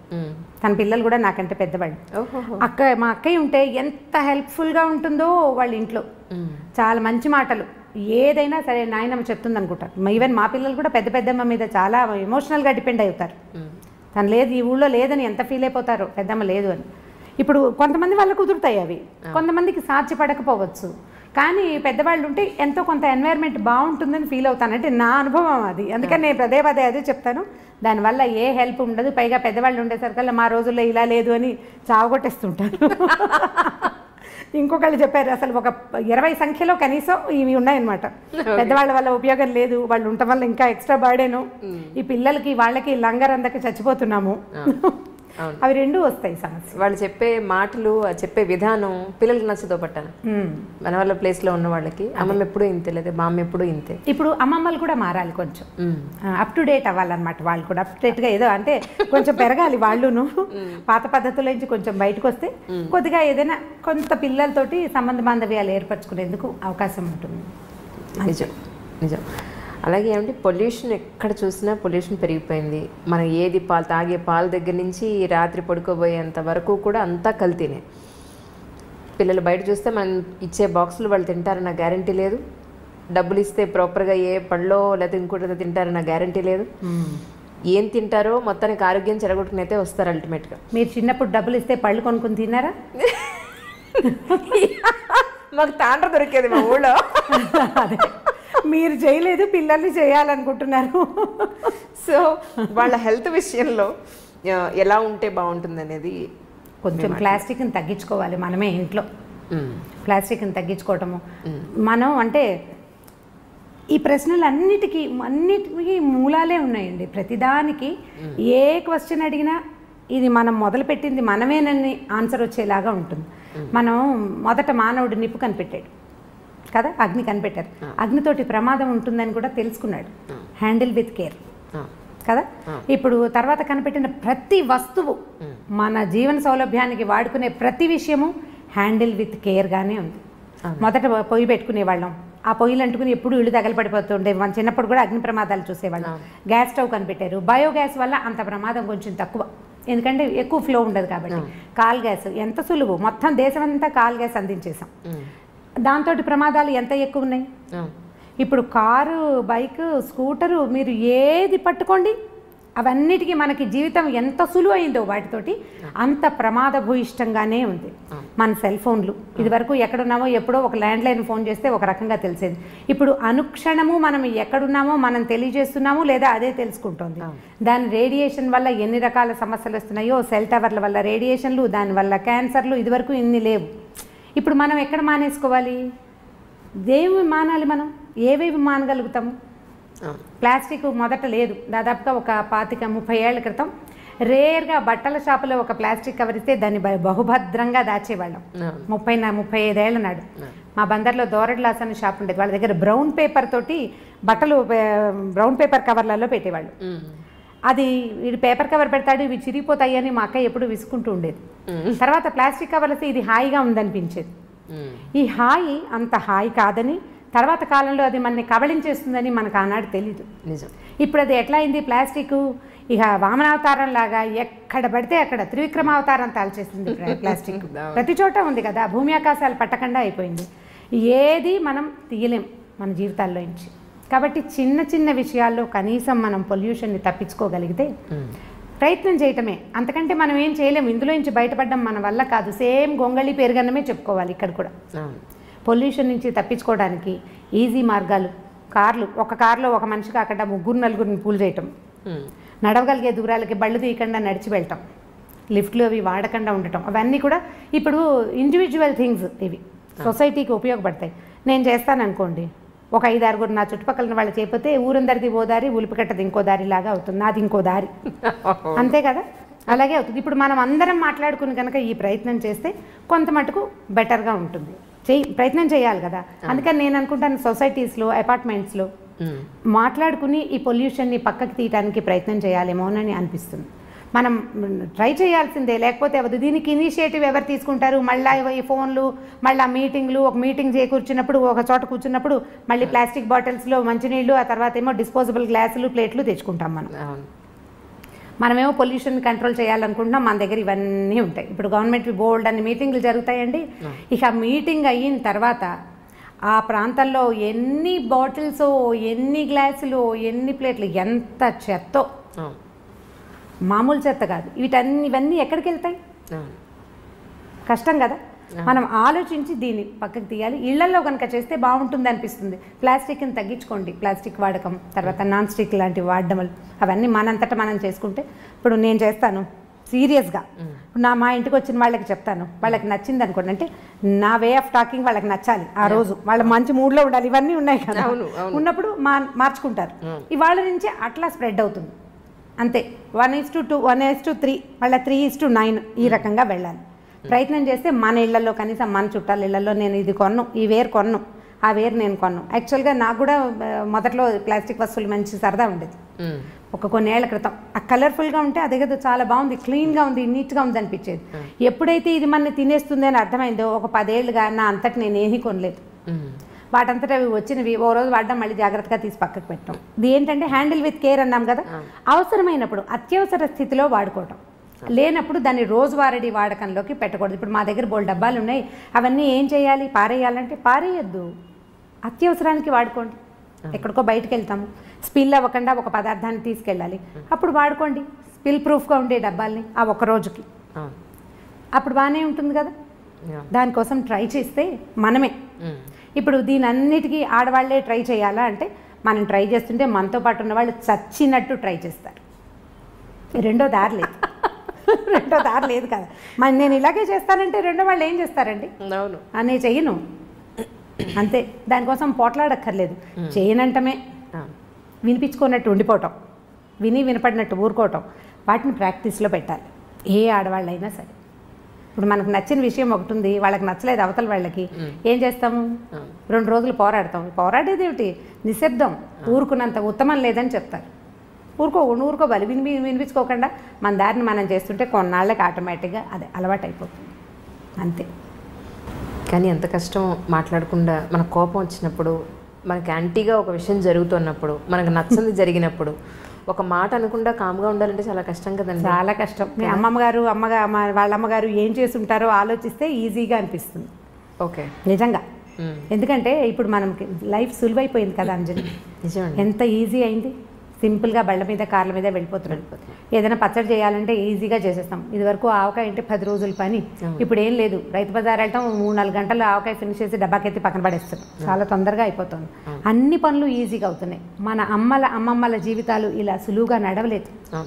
చాలా స్ట్రగుల్ అయ్యేవారు, చాలా శ్రమ పడేవాళ్ళు, బోల్డ్ అంతా పని చేసేవాళ్ళు, అలుపు సులుపు లేకుండా ఉండేవాళ్ళు. నిజం, అలుపు లేకుండా ఉండి తర్వాత మరి నెక్స్ట్ డే నడవాలి కదా. ఈ ఒక రోజుతోటి అయిపోలేదు కదా. ఇవాళ బాగా అలసిపోయామంటే మనమైతే 2 గంటలు ఎక్స్ట్రా పడుకుంటున్నాం. పాత రోజుల్లో పడుకుందుకు అవకాశాలు కూడా ఉండేవి కాదు. మంచం ఎత్తేయాలి తెల్లారకుండానే. ఇప్పటి పరిస్థితులు కావు కదా. వాళ్ళని ఒకసారి తలుచుకుంటూ ఉంటే మన ముందు తరం వాళ్ళు ఎంత స్ట్రగుల్ అయ్యారో ఆలోచిస్తే ఇది ఈజీగా అనిపిస్తుందని నేను అనుకుంటాను. నేను మా మదర్ని బాగా తలుచుకుంటా ఆ విషయంలో, మా నాయనమ్మని కూడా. ఎలా వీళ్ళు సర్దుకున్నారు, ఎట్లా వీళ్ళు చేయగలిగారు. మా పెద్దక్కయ్యలు 3 కూడా ఎప్పుడూ నాకు ఫ్యాసినేషన్ వాళ్ళ మీదే ఉంటుంది. వీళ్ళు ఎలా చేశారు అని. పొయ్యి మీద వంట చేసుకోవటం, 20 మంది 15 మంది పిల్లలు, ఇంటి నిండా పిల్లలు, ఓ పిల్లకి జ్వరం, ఓ పిల్లకి తలనొప్పి, ఇంకో దానికి ఇంకోటి ఏమిటో, ఒకటి పడి కాలికి దెబ్బలు కొట్టుకుంటారు. ఇంతమందిని హ్యాండిల్ చేస్తూ నిజము హ్యాండిల్ చేస్తూ అసలు ఇల్లు పెద్ద పెద్ద ఇల్లు, బాత్రూములు ఎక్కడో బాత్రూములు. అవును, ఇప్పుడు బెడ్రూమ్లో ఉండేవి కాదు కదా. బెడ్రూమ్ ఏంటి అసలు ఇంటికి దగ్గర కాదు, ఇల్లు ఎక్కడో బాత్రూమ్ ఎక్కడో బాత్రూమ్. ఎంత అవస్థగా ఉండేదో, ఎంత కష్టపడేవాళ్ళు. వాళ్ళు ఎలా చేయగలిగారు? ఎప్పుడు చూసినా నవనవలాడుతూ పక్కపక్కలాడుతూ బాగానే ఉండేవాళ్ళు, రకరకాల పనులు చేసుకుంటూ. నేను వాళ్ళని ఎప్పుడూ తలుచుకుంటాను. నేను వాళ్ళతో పోలిస్తే 100 పని చేయట్లేదు అనిపిస్తుంది ఇప్పుడు. కరెక్ట్. వాళ్ళు అలా పోల్చుకుంటే కనుక మీకు సహనం ఆటోమేటిక్గా వస్తుంది. First of all self pity పోగొట్టుకోవాలి. ఇప్పుడు ఆడపిల్లలకి పెద్ద జబ్బు అదే. అవునండి, చాలా పెద్ద జబ్బు. నేను ఎంత కష్టపడుతున్నానో అన్న వాక్యం మర్చిపోతే ఏముండదు, ఈజీగా ఉంటుంది. మీరు ఆలోచించి చూడండి ఒకసారి. మీరు చెప్తుంటే నేను ఊహిస్తున్నాను. యాక్చువల్లీ మీరు చెప్పిన దాంట్లో నేను కూడా ఉన్నాను. ఇంత చేస్తాను, వీళ్ళెవరికి బుద్ధి జ్ఞానం లేదు, ఒకళ్ళు చేసి చావట్లేదనే ఒక ఫీలింగ్లోనే మొదట్లో ఉద్యోగాలు తీసుకునే కొత్తలో జాబ్ సరదాగా మొదలు పెడతారు. చదువుకున్నాం, ట్రై చేసాం, జాబ్ వచ్చింది. తర్వాత దాని నుంచి మనం బోల్డంత రెవెన్యూ సాధిస్తాం, అందరికీ ఉపయోగపడుతూ ఉంటుంది. ఇప్పుడు మనకి పని బాగా చేసేస్తాం ఖాళీగా ఉండేసరికి, అందులో కొంచెం ముందుకెళ్తాం, ఉద్యోగంలో ముందుకెళ్తాం. మనకు ఒక చిన్న సాటిస్ఫాక్షన్ లోపల, ఒక ఈగో సాటిస్ఫై అవుతూ ఉంటుంది. కొన్నాళ్ళు పోయాక ఈ పని చేయలేను, నా వల్ల కాదు అని ఆఫీస్లో చెప్పడానికి కూడా మనకు ప్రాణం ఒప్పదు. ఎందుకంటే లోపల ఒక ఈగోని, ఆత్మారాముడిని సంతృప్తిపరచాలి కదా. ఆత్మారాముడు అంటే ఆకలే కాదు, మన ఆత్మకి మనం అలవాటు చేసినటువంటి సంతోషం, దాంట్లోంచి బయటపడాలని ఉండదు మనకి. ఈ కొన్నాళ్ళు పోయిన తర్వాత ఆత్మారాముడికి అయ్యో పాపం అనిపించడం మొదలుపెడుతుంది. నిజంగానే అవును, అంతే. ఇప్పుడు ఒక 8-10 ఏళ్ల జాబ్ తర్వాత మీకు ఎన్ని బర్డెన్స్ వచ్చినా, ఎన్ని ఇబ్బందులు వచ్చినా మీకు ఉద్యోగం మాందామని ఉండదు. మొదటిది ఆ వస్తున్న డబ్బు, దానివల్ల ఉన్న ఉపయోగాలు అవి పెద్దగా కనపడతాయి. వీటన్నిటినీ మించిన అద్భుతమైన విషయం ఏంటంటే సాటిస్ఫాక్షన్. దేన్ని సాటిస్ఫై చేస్తున్నాము మనం? ఈగోని, ఆత్మ తృప్తి, దాన్ని పోగొట్టుకుందామని ఉండదు. అందుకని చేయలేకపోతాము. అప్పుడు మన మీద మనం ఆత్మారాముడికి జాలేస్తుంది అనమాట మన మీద. ఈ జాలేసేసరికి ఏమవుతుంది, మనం సెల్ఫ్ పిటీకి లోనయ్యి అవతల వాళ్ళని ఇబ్బంది పెడుతూ ఉంటాం. మీరు ప్రతి వాళ్ళు, ఇది వింటున్న ప్రతి వాళ్ళు, నా సెల్ఫ్ పిటీ తోటి నేను ఎవరెవరిని ఇబ్బంది పెడుతున్నాను అని కనుక ఆలోచించి లిస్ట్ రాస్తే మీరు ఊహించలేనంత పెద్ద లిస్ట్ వస్తుంది. చాలా పెద్దది ఆ లిస్టు. నేను కష్టపడుతున్నాను అని మొదట మన అమ్మల నాన్నల దగ్గర నుంచి అందరినీ ఇబ్బంది పెడతాం మనం. మనకు తెలియకుండానే హర్ట్ చేస్తాం. దానికి లోన్ అవుతున్నది మనము, సెల్ఫ్ పిటీకి లోన్ అయ్యేది మనమైతే దానివల్ల సఫర్ అయ్యేది మిగిలిన వాళ్ళు అవుతారు. మొట్టమొదట తీసేయాలి. ప్రతి ఉద్యోగస్తులైన వాళ్ళు, ప్రతి ఆడవాళ్ళు, నేను ఇంట్లో ఎంతో కష్టపడుతున్నాను అనే డైలాగ్ని మర్చిపోవాలి. ఎవడి వంతు పని వాడు చేసుకుంటూ జీవితాన్ని ముందుకు తీసుకెళ్ళాలి. మీరు ఎట్లా అనుకుంటే చెట్లు చేమలు కూడా సెల్ఫ్ పిటీతోటి బాధపడాలి. వాటికి మనకి పెద్ద తేడా ఏం లేదు. వాటి పని అవి చేస్తున్నాయి, మన పని మనం చేస్తున్నాం. ఇలా కనుక అనుకుంటే మీకు సెల్ఫ్ పిటీ రాదు, మీరు ఇంకా ముందుకెళ్ళగలుగుతారు. మీ ఉద్యోగ జీవితంలోనూ మామూలు దైనందిన జీవితంలో కూడా మీరు చాలా సాధించగలుగుతారు. ఎక్కువ మందికి ఆదర్శంగా కూడా ఉండగలుగుతారు. సెల్ఫ్ పిటీ పడద్దు. నిజం. తర్వాత రమ్మగారు, పేర్లు చెప్పకూడదు. ఒక సమస్య ఏంటంటే ఒక ఫోను ఒక ఇద్దరి దంపతుల జీవితాలని ఎలా నాశనం చేసింది అనేది. ఈరోజు హస్బెండ్ అతని ఫోన్కి అతని పాస్వర్డ్ పెట్టుకుంటున్నాడు, వైఫ్ ఈవిడ ఫోన్కి ఈవిడ పాస్వర్డ్ పెట్టుకుంటుంది. నేను అడిగింది ఏంటి అంటే వాళ్ళని, మీకు ఏ రహస్యాలు లేనప్పుడు మీ ఫ్యామిలీ అంటే మీ హస్బెండ్ దగ్గర మీ వైఫ్ దగ్గర మీరు ఎందుకంత రహస్యంగా ఉండడం? మీరు ఏ మిస్టేక్ చేయనప్పుడు పాస్వర్డ్లు ఎందుకు? ఆవిడ గురించి మీకు మొత్తం తెలిసి మీ గురించి ఆవిడికి మొత్తం తెలిసినప్పుడు పాస్వర్డ్లు ఎందుకు అని అన్నాను. లేదు మాకుండే సమస్యలేవో మాకుంటాయన్నారు. అలాంటప్పుడు నిజంగా ఒక అమ్మాయి ఇల్లు దాటి 4 గోడలు దాటి గడప దాటి బయట ఉద్యోగానికి పెడుతుంది అంటే ఎన్నో రకాలైన హెరాస్మెంట్స్ని మోగగా భరిస్తూ చేస్తూ ఉంటుంది. ఇది నిజం. అది తల్లికి చెప్పుకోలేకపోవచ్చు, హస్బెండ్కి చెప్పుకోలేకపోవచ్చు కూడా. కొన్ని భరించి, కొన్ని ఒక్కొక్కసారి భరించి రివర్స్ అయ్యి, లేదా చాలా జరుగుతూ ఉంటాయి బయట. ఇవన్నీ కూడా ఇంటి వరకు రావు, ఆ అమ్మాయి మనసులోనే ఉండిపోతాయి. ఇలాంటి ఇష్యూస్ ఏమన్నా బయటపడతాయేమో అని అమ్మాయి ఏమన్నా కొంత సంకోచించచ్చేమో, కానీ అబ్బాయిల విషయాల్లో ఎస్పెషల్లీ హస్బెండ్స్ తండ్రుల విషయాల్లో అంత సీక్రెసీ మెయింటైన్ చేసేది ఏముంటుంది? ఇలా చేయడం కరెక్టా? ఒక ఫోన్ ఇద్దరి జీవితాలు నాశనం చేస్తుంది అంజలి, ఈ విషయంలో ఎలా చేస్తే బాగుంటుంది అని అడగమన్నారు. ఫోన్లు అంటే మూలాలకు వెళ్ళాలి కదా మనం. ఇది ఇప్పుడు ఇదివరకటి ఇంత అవకాశాలు లేవు కదా అంజలి. ఇప్పుడు వర్క్ చేస్తారు, వర్క్ ప్లేస్లో రకరకాల స్నేహాలు ఉంటాయి. ఇళ్లల్లో కంటే ఆఫీసుల్లో హెచ్చుగా స్పెండ్ చేస్తున్నారు ఆడగాని మొగగాని. ఇంటికి వచ్చాక ఏం చేస్తాము, రాత్రి 9కి ఇల్లు చేరితే ఏదో తిండి తింటారు, ఒక అరగంట 2 గంట ఏదైనా అప్పుడు కూడా ఫోన్లో ల్యాప్టాప్లో తెరిచి ఏదో ఆఫీస్ పనో ఇంకోటో చేస్తారు, పడుకుంటారు. తెల్లారులు వచ్చేసరికల్లా ఎవరి పరుగు వాళ్ళదే. ఇప్పుడు సంసార జీవితాలు అతి చిన్నవిగాను, ఉద్యోగ జీవితాలు అతి పెద్దవిగాను ఉన్నాయి. వీళ్ళకి రకరకాల స్నేహాలు, రకరకాల ప్రలోభాలు, రకరకాల ఆకర్షణలు. ఇప్పుడు ప్రతివాడు అందులోంచి బయటపడి దాన్ని దగ్గరికి రానివ్వకుండా చేసి కంట్రోల్ చేసుకోగలిగే అవకాశం అందరికీ ఉండదు. ఎవడి ప్రలోభం వాడిది.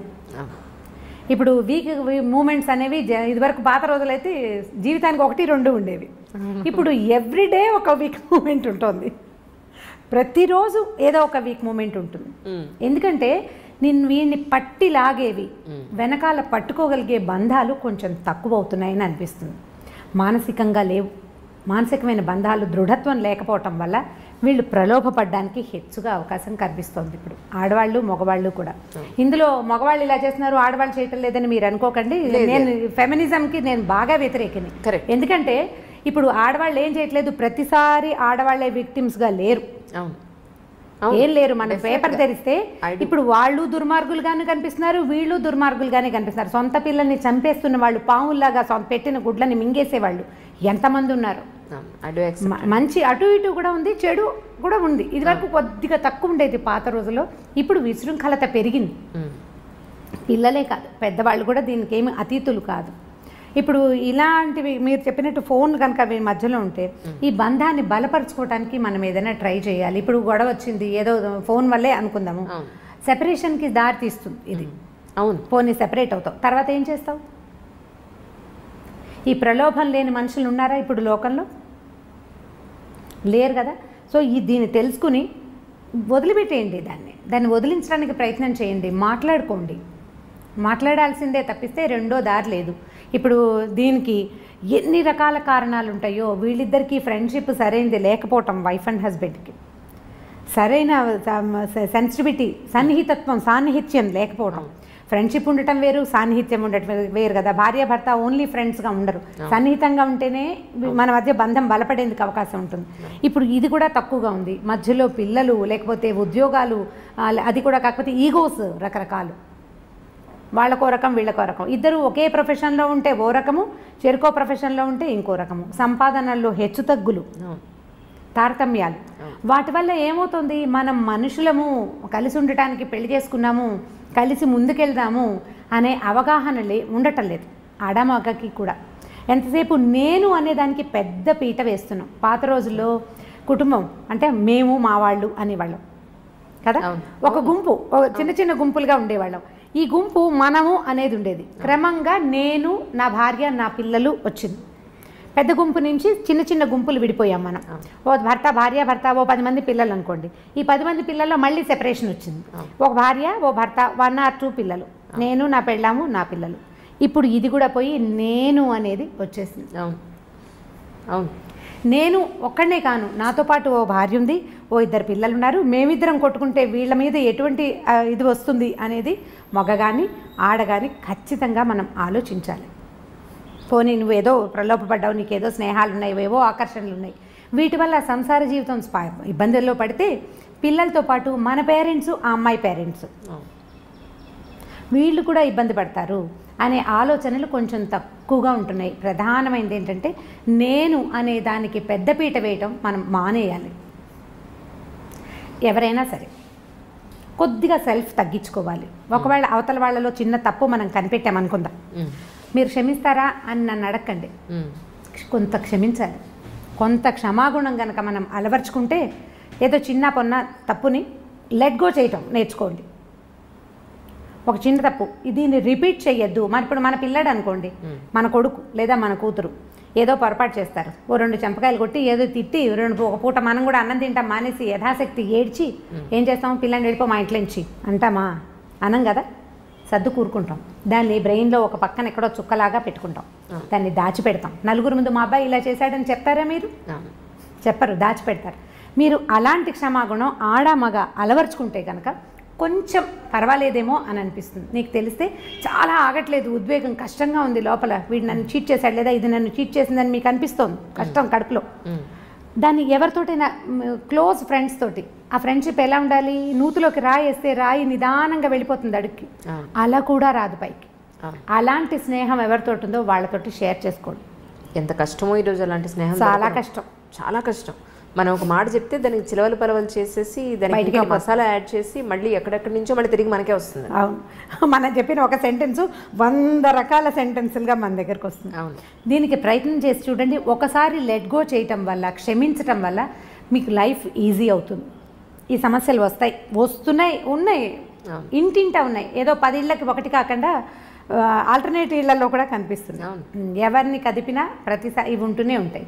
కొన్ని సంసారాలు అవి ఉన్నా కూడా వాళ్ళు సజావుగా పోతున్నారంటే మనకేమనిపిస్తుంది అంటే లేటెస్ట్ భావజాలంతో, అంటే ఈ తరపు భావజాలానికి నేనైతే ఇలా చేయను, వాడు నన్ను మోసం చేస్తే వాడిని తీసి అవతల పారేయాలి. ఎంతమందిని తీసి పారేయగలం మనం కదా? ఈ ఆలోచన ధోరణి కనుక మార్చుకుంటే ఇంత పెద్ద ఇబ్బంది ఉండదేమో అని అనిపిస్తుంది. సమస్యలు ఖచ్చితంగా వస్తాయి సంసారంలో. అది ఎవరి ద్వారా అయినా, ఎవరి వల్ల అయినా కావచ్చు. అది మరీ పెద్దది అనుకోండి, క్షమించేసి తలోగ్యం ఉండమని నేను చెప్పను, కానీ చిన్న వాటిని వదిలేయచ్చు. పిల్లల్లో చిన్న చిన్న తప్పులు మనం క్షమిస్తాం కదా, అట్లా పార్ట్నర్లో తప్పులు కూడా మనం క్షమించగలిగితే కొద్దిగా చూసి చూడనట్టు ఊరుకుంటే, మాట్లాడకుండా చూసి చూడనట్టు ఊరుకున్నామంటే వాళ్ళు రెచ్చిపోయే అవకాశం ఉంది. మొదటే మాట్లాడుకుని అది మనం సర్దుకుని చూద్దాం కొంతకాలం పాటు. అప్పుడు కూడా ఏమీ సర్దుబాటు అవ్వలేదనుకోండి, అప్పటి సంగతి అప్పుడు చూడొచ్చు. ముందు కొన్ని రోజులు నడుస్తాయి, ఈ లోపల మన పిల్లలు కొంచెం పెరుగుతూ ఉంటారు, పిల్లల వల్ల కూడా కొంత మార్పు రావడానికి అవకాశం ఉంటుంది. కానీ దీనికి ఇదే మార్గం, ఇంకా రెండో మార్గం లేదు, ఇంకేం చేయలేం మనం. దీన్ని స్క్రూటినీ చేయటం వల్ల మనకు వచ్చే ఉపయోగం ఏమీ ఉండదని నేను ప్రగాఢంగా విశ్వసిస్తాను. ఈ విషయాన్ని ప్రధానంగా కడుపులో దాచుకోలేకపోతాం, కష్టంగా ఉంటుంది, దాన్ని షేర్ చేయటమే. లేదా మనకు ఒక పాత మెథడ్ ఉందండి, ఒక మంచి పలక బలపం కొనుక్కోండి, చక్కటిది బాగా రాయాలి అది. అప్పుడు చక్కగా పలక మీద మీకు తెలుగు వస్తే తెలుగులో మీకు నోటికి వచ్చినన్ని తిట్లు రాసుకోండి, తర్వాత పలక చెరిపేయండి. మీరు ఎలా మోసపోయారో కూడా దాని మీద రాయండి. ఒకసారి రాస్తే కచ్చి తీరలేదు అనుకోండి, 2-3 సార్లు రాయండి, తర్వాత మీకు రాయటం పట్ల విసుకొస్తుంది. మొదట రాసిన సెంటెన్స్లు తర్వాత మీరు రాయలేకపోతారు, మెల్లిగా లోపలున్న కచ్చ తగ్గిపోతుంది. నాకు ప్రాక్టికల్గా తెలిసేది, మా ఇంట్లో 2-3 పలకలు ఉన్నాయి. So nice. పేపర్ మీద రాస్తే ఉండిపోతుంది, పలకైతే చెరిపేయచ్చు. పలకలకి ఇప్పుడు బాగా డిమాండ్ రావాలి. పలకలు మీరు బోర్డు మీద రాయాలనుకోండి, ఎక్కడో నిలబడి రాయాలి. పలకేంది, బాత్రూంలో కమ్మోడ్ మీద కూర్చొని కూడా రాసేసుకోవచ్చు ధారాళంగా. మీకు ఎంత కోపం ఉందో అంత కోపాన్ని ఒకసారి రాయండి, రెండోసారి అవే వాక్యాలు మీరు ఖచ్చితంగా రాయలేకపోతారు, రాయలేరు. నోటితో చెప్పామనుకోండి మాటలు పెరిగిపోతాయి అంజలి, మాటలు పెరిగిపోతాయి. ఎందుకంటే నాలుకకి ఎంత పదునుంటుందంటే ప్రతి వాడిన కొందికి పదును పెరుగుతుంది, వాడిన కొందికి తిట్లు వస్తాయి. మనం చూడండి అబ్యూజివ్ లాంగ్వేజ్ వచ్చేస్తుంది, మంచి భాష రాదు. క్రమంగా మనం ఒకళ్ళ గురించి చెడ్డగా చెప్పామనుకోండి, 10 సెంటెన్సులు మొదటి చెవికి చేరితే రెండో చెవికి చేరేటప్పుడు 12 అవుతాయి. 10 చెవులు మారేసరికి 100-150 అవుతాయి. చివరికి అందులో నానా గోత్రాలు అన్ని తప్పులు కూడా ఉండొచ్చు, ఒక్క నిజం ఉండదు. అదే మనం రాసామనుకోండి, మనకి ప్రధానమైంది చేతికి బ్రెయిన్కి అంత సింక్రనైజేషన్ ఉండదు ఎవరికైనాను. కొన్నిసార్లే రాస్తాం, అన్నిసార్లు రాయలేకపోతాం. పలక కొనుక్కోండి, మీరు ఎవరినైనా క్షమించగలరు, నాది హామీ, అంతే. ఇప్పుడు నమ్మకమే ప్రేమ అంటున్నారు, నమ్మకం లేని చోట ప్రేమ ఉండదు అంటున్నారు. అది కన్న పిల్లల దగ్గరైనా చేసుకున్న హస్బెండ్ దగ్గరైనా ఏ ఇద్దరి సంబంధాల మధ్యలో నమ్మకమే ప్రేమ అని అంటున్నారు. ఒక ఫోన్ చూస్తే కానీ ఒక మనిషి క్యారెక్టర్ తెలియజేయలేకపోతున్నాం ఈ రోజున. ఒక హస్బెండ్ అయినా వైఫ్ అయినా పైకున్న ఆహార్యాన్ని బట్టో చక్కగా పద్ధతిగా ఉంది అని అనుకోవడానికి లేదు ఈ రోజున. లేదు, వాళ్ళ ఫోన్ చూస్తే వాళ్ళు ఏమిటో అర్థమవుతుంది అని అనుకునే స్టేజ్ వచ్చేసింది ఈ రోజున. సో ఇలాంటి పరిస్థితుల్లో మరి అసలు వీళ్ళు ఏం చేస్తున్నారు అని మన పిల్లల ఫోన్లు తీసుకుని మనం చూడకపోతే వాళ్ళు ఏంటో తెలియదు. తీరా చూస్తే మమ్మల్ని అనుమానిస్తున్నావా అంటారు. నిజంగా ప్రేమిస్తే మమ్మల్ని ఎందుకు అనుమానిస్తున్నావు అనే క్వశ్చన్ మళ్ళీ వాళ్ళ నుంచి. తల్లిగా వైఫ్గా మన భర్త ఏం చేస్తున్నాడు అనేది ఒక ఐవేస్ చూడకుండా, మన పిల్లలు ఏం చేస్తున్నారు అనేది ఒక ఐవేస్ చూడకుండా, అనుమానం అని కాదు, మన జీవితం మన పిల్లలు జాగ్రత్త అనేది ప్రతి విషయంలోనూ ఉండాలి. ఒక వస్తువు కొనేటప్పుడే ఈ వస్తువుని ఎలా తోమితే దీని 10 కాలాల పాటు మన దగ్గర ఉంటుంది, ఎక్కడ పెడితే ఇది పగిలిపోకుండా ఉంటుంది అనేది ఆలోచించినప్పుడు మన కన్న పిల్లల్ని జాగ్రత్తగా చూసుకోవాలి, మళ్ళీ పద్ధతిగా పెంచి వాళ్ళని ఒక అమ్మాయి అయితే ఒక చేతిలోనో అబ్బాయి అయితే పద్ధతిగా పెంచాలను అనుకుంటాం, ప్రతి తల్లిదండ్రులు అనుకుంటాం. అలాగే హస్బెండ్ విషయంలో ఏం జరుగుతుందో ఒకసారి చూద్దాం అనే దాంట్లో తప్ప మీ ఉద్దేశ ప్రకారం చూస్తేనే కదా తెలుస్తున్నాయి, తెలిసినప్పుడే కదా మనం ఏదైనా కంట్రోల్ చేయగలం. చూడడమే తప్పంటే చూడడం తప్పు అంటే దాన్ని ఇంకా పూర్తిగా చేసినా కూడా దాన్ని యాక్సెప్ట్ చేసేసి ఉండమని మీరు చెప్పడం. దీని ఆన్సర్ మీరే చెప్పారు. ఒక వస్తువు కొనేటప్పుడు మనం చూస్తాం కదా, అన్ని విధాలా కనుక్కుంటాం. పైగా ఇప్పుడు నెట్లో అయితే మనం ఎన్ని స్టార్స్ వచ్చినాయి వాళ్ళ కామెంట్స్, దాని మీద ఏదో అంటారు కదా, రివ్యూస్ చూస్తాం. మనుషులకి రివ్యూస్ ఉంటాయా? పైగా వస్తువు ఏ విషయంతో తయారైంది, దేంతో తయారైంది మనకి క్లియర్గా తెలుస్తాయి. మనుషులు రకరకాల సంఘటనల ద్వారా వీళ్ళ పెంపకం జరుగుతుంది. ఒక అమ్మ నాన్న మట్టి ముద్దల్లాగా ఒక కుండను తయారు చేసినట్టు, బొమ్మను తయారు చేసినట్టు చెయ్యరు ఆ పిల్లల్ని. మనం పెంచడం మొదలు పెడతాం. ఎంత ఒక 3 ఏళ్ల దాకా ఇంచుమించుగా మనలాంటివే, మనం పెట్టిన అన్నమే, మనం పెట్టిన పెరుగన్నమే, మన వాడికి నచ్చినా నచ్చపోయినా ఏడుస్తూ చస్తూ బతుకుతూ పిల్లలు తినేస్తారు. వాడు స్కూల్కి వెళ్ళడం మొదలు పెట్టాక పక్కవాడు తెచ్చిన బెండకాయ వేపుడు చూసి వాడు చాలా బాగుందని వాడు అది తింట మొదలు పెడతాడు. తర్వాత వాళ్ళు ప్రపంచాన్ని తెలుసుకునేది మన ద్వారా కాదు. మనం కొన్ని విలువలు, కొన్ని అలవాట్లు, చాలా డబ్బు, శ్రమ ఇస్తాం పిల్లలకి. మీరైనా అంతే, మీ అమ్మా నాన్న కూడా మీకు అలాగే చేశారు కదా. ఇప్పుడు మీరు పెరిగింది వాళ్ళ వల్లే కాదు కదా, మిగిలిన ప్రపంచం అంతా చూసి పెరిగారు. ఇప్పుడు ఈ ప్రపంచంలో నువ్వు పెరిగిన దాంట్లో ఏమేమి ఉన్నాయి అనేది మీకు ఎలా తెలుస్తుంది? వస్తువు అయితే తెలుస్తుంది, ఇందులో ఏముందో. మనుషుల్లో తెలియదు. కాబట్టి మనుషుల్ని మనుషులుగానే స్వీకరించాలి. వాడి లోపలికి వెళ్ళి ప్రతి లోతులో ఉన్నది తెలుసుకోవడానికి పుస్తకాలు కాదు కదా మనుషులు. మనం నిదానంగా తెలుసుకుంటాం. వాడి లోతు, వాడు చూపించని ఒక రహస్యం ఉందనుకోండి, భర్తలోనో భార్యలోనో, ఆ రహస్యాన్ని రహస్యంగానే మనం ఎందుకు ఉండనివ్వకూడదు? పీప్ చేయటం వల్ల, ఇప్పుడు పీప్ చేయటం వల్ల అదే కంటిన్యూ అవుతుందిగా. అడగండి. ఇప్పుడు అడగడం అంటే ఇప్పుడు ఎలా ఉంటుందంటే, ఇది ఊరికే ఒక సెంటెన్స్గా అయిపోదు అంజలి. ఇవాళ నువ్వు ఫోన్ చూసావు, భర్తది, ఒక అమ్మాయి భర్త ఫోన్ చూసింది, ఇవాళ ఒక రోజుతోటి ఆగదు, రేపు కూడా చూడాలనిపిస్తుంది. ఇవాళ మాట్లాడావు నీ ఫోన్లో, వాళ్ళు ఎవరో ఫోన్ నెంబర్లోనే నువ్వు ఎందుకు చేసావు, మాట్లాడాము, పోట్లాడుకున్నావు, సరిపోయింది. 10 రోజుల తర్వాత ఫోన్ అక్కడ కనపడితే బుద్ధి, చెయ్యి 2 దాని మీదకే వెళ్తాయి. అవును. ఈ చూడడం మొదలు పెడితే నువ్వు ఎప్పుడూ చూస్తూనే ఉంటావు. నువ్వు ఏం చేసి ఎంతసేపు శోధించి వాడిని నీతో ఉంచుకోవాల్సిన పని ఏమిటి? అనుక్షణం శోధిస్తున్నప్పుడు ఎందుకు వాళ్ళు నీతో ఉండటం? నువ్వు అనుక్షణం అనుమానిస్తున్నట్టే. మొదటిసారి అనుమానంగా ఉండదు, నువ్వు క్యాజువల్గా చూస్తావు, తర్వాత అది అనుమానం అని అనాలి. ఇప్పుడు ఎంతసేపు అనుమానిస్తూ అతన్ని నీతోనే నువ్వు ఎందుకు ఉంచుకోవాలి?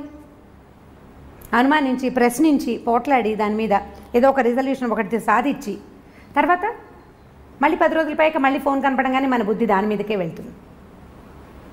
ఏం చేస్తున్నారో వీళ్ళు నేను లేనప్పుడు అని అనిపిస్తూ ఉంటుంది. అసలు ఈ ఆలోచనే సరైంది కాదని నేను భావిస్తాను. పిల్లల విషయం అనుకోండి, పిల్లాడు అనుకుందాం, పిల్లవాడికి ఇప్పుడు వాడు ఏం కొత్తది చేస్తున్నారో అనేది మనం తెలుసుకోవాలి. నాకు ప్రైవసీ లేదంటే నువ్వు ఏదైనా కొంప ఉంచితే నేనే పడాలి కదరా అని చెప్పచ్చు. భర్తలతోటి మనం ఆ మాట అనగలుగుతామా? అనగలుగుతాం.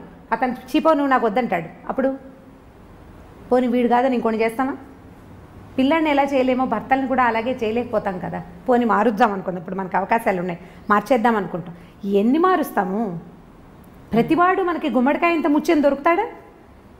దొరకడు కదా. సో ఇప్పుడు ఇది తప్పనే తప్పదు. ఇప్పుడు మనం పీప్ చేసి వాళ్ళ లోతుల్ని శోధించి వాళ్ళ లోపల ఏముందో తెలుసుకోవాలి. నేను నీ కంపానియన్ కాబట్టి నీ మొత్తం రహస్యాలు నాకు తెలియాల్సిందేనన్నది కూడా ఒక రకమైన ఈగోయిస్టిక్ ప్రవర్తనగానే అనిపిస్తుంది మనకి. ఖచ్చితంగా తెలుసుకోవాలన్న ఉద్దేశం అంత సరైంది కాదేమో అని అనిపిస్తుంది. నువ్వు తెలుసుకుని నువ్వు సాధించేది ఏమీ లేదు, నువ్వేం సాధించలేకపోతావు. బాగా తెలుసుకున్నావు, క్లియర్గా ఖచ్చితంగా తెలుసు నీకు. అంత ఖచ్చితంగా అద్దం లాంటి మనస్తత్వం కలిగిన మగవాడికి కూడా వీక్ మూమెంట్ రావచ్చు.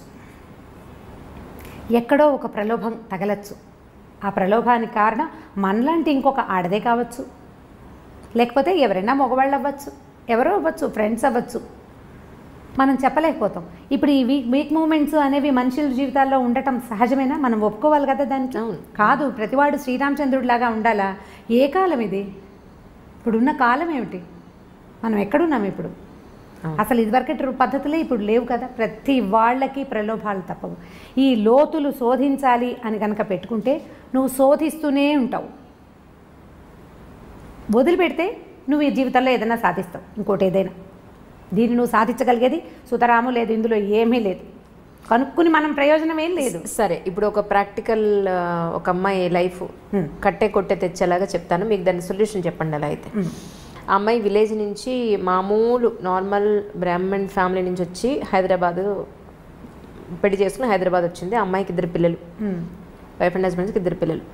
ఒకరోజు పిల్లలు తీసుకొచ్చి, అమ్మాయి మామూలు చదువుకుంటే యూట్యూబ్ తెలియదు, నెట్ తెలియదు, ఏమీ తెలియదు, అమ్మాయికి నాలెడ్జ్ లేదు. ఆ అమ్మాయి మొగుడు ఫోన్ కూడా ఒక 20 సంవత్సరాలుగా ఏం జరుగుతుందో కూడా చూడాలని కూడా తెలియనంత అమాయకురాలు. పిల్లలు తీసుకొచ్చి ఫోను, ఇదిగొమ్మ నాన్న ఇవన్నీ చూస్తున్నారు అని చెప్పి పిల్లలు తీసుకొచ్చి వాళ్ళ నాన్న ఫోన్ చూపించారు. ఇది ఏమిటి, ఎలా చూస్తారని పిల్లల దగ్గర నుంచి నేర్చుకుంది ఆ తల్లి. చూసిన తర్వాత మొగుడిని పిలిచి అడిగింది, పిల్లలు చూపిస్తున్నారు ఇలా మీరు చూస్తున్నారని. ఇవి వాళ్ళు కూడా చూస్తున్నారు, మీరు ఈరోజు ఏం చూసారు, నిన్నేం చూసారు, గత 5 ఏళ్లుగా మీరు చూసేవన్నీ పిల్లలు కూడా చూస్తున్నారు. సో ఇలా మీరు చెయ్యొద్దు అని చెప్పింది. నేను ఇలాగే చేస్తాను, నీకు ఇష్టం ఉంటే ఉండు, లేకపోతే వెళ్ళిపో అన్నాడు. మీ నీడ పిల్లల మీద కూడా పడకూడదు అని అంది. ఓకే అంటే ఆయన వన్ ఫైన్ మార్నింగ్ ఆయన తాగే ఔన్స్ గ్లాస్తో సహా తీసుకుని వెళ్ళిపోయాడు. ఈవిడికి ప్రాపర్ ఎడ్యుకేషన్ లేదు, ప్రాపర్ ప్రొఫెషన్ లేదు, 2 పిల్లలు, ఎలా బతుకుతుందని వెళ్ళిపోయాడు అతను. ఇప్పటికి 5 ఏళ్ళు అయింది. అసలు అతనికి బాధ్యత ఉందంటారా? ఎక్కడుంది బాధ్యత? లేదు కదా. మరి ఇప్పుడు అడగడమే తప్పంటున్నారు. ఫోన్ అక్కడ చూడలేదు అమ్మాయి. మరి పిల్లలు ఇప్పుడు ఎవరికి తప్పు, ఎవరి జీవితం ఇప్పుడు మట్టిలో కలిసిపోతుంది అక్కడ. ఇది పాయింట్. ఇవి కొన్ని కేసులే కదా అంట. అవును, ఇది ఇలాంటిది ఒక కేసు. అవును. ఇప్పుడు ఈ అమ్మాయికి సొల్యూషన్ ఏంటంటే పోలీస్ కేసు పెట్టడమే. ఇప్పుడు నేనేమంటున్నాను, ఇంత ఎక్సెంట్రిక్ థింగ్లోకి వెళ్ళిపోతే, ఇంత ఎక్స్ట్రీమిటీలోకి వెళ్ళిపోతే తప్పకుండా దీనికి లీగల్గా ప్రొసీడ్ అవ్వాల్సిందే, తప్పకుండా సెపరేషన్ తీసుకోవాల్సిందే.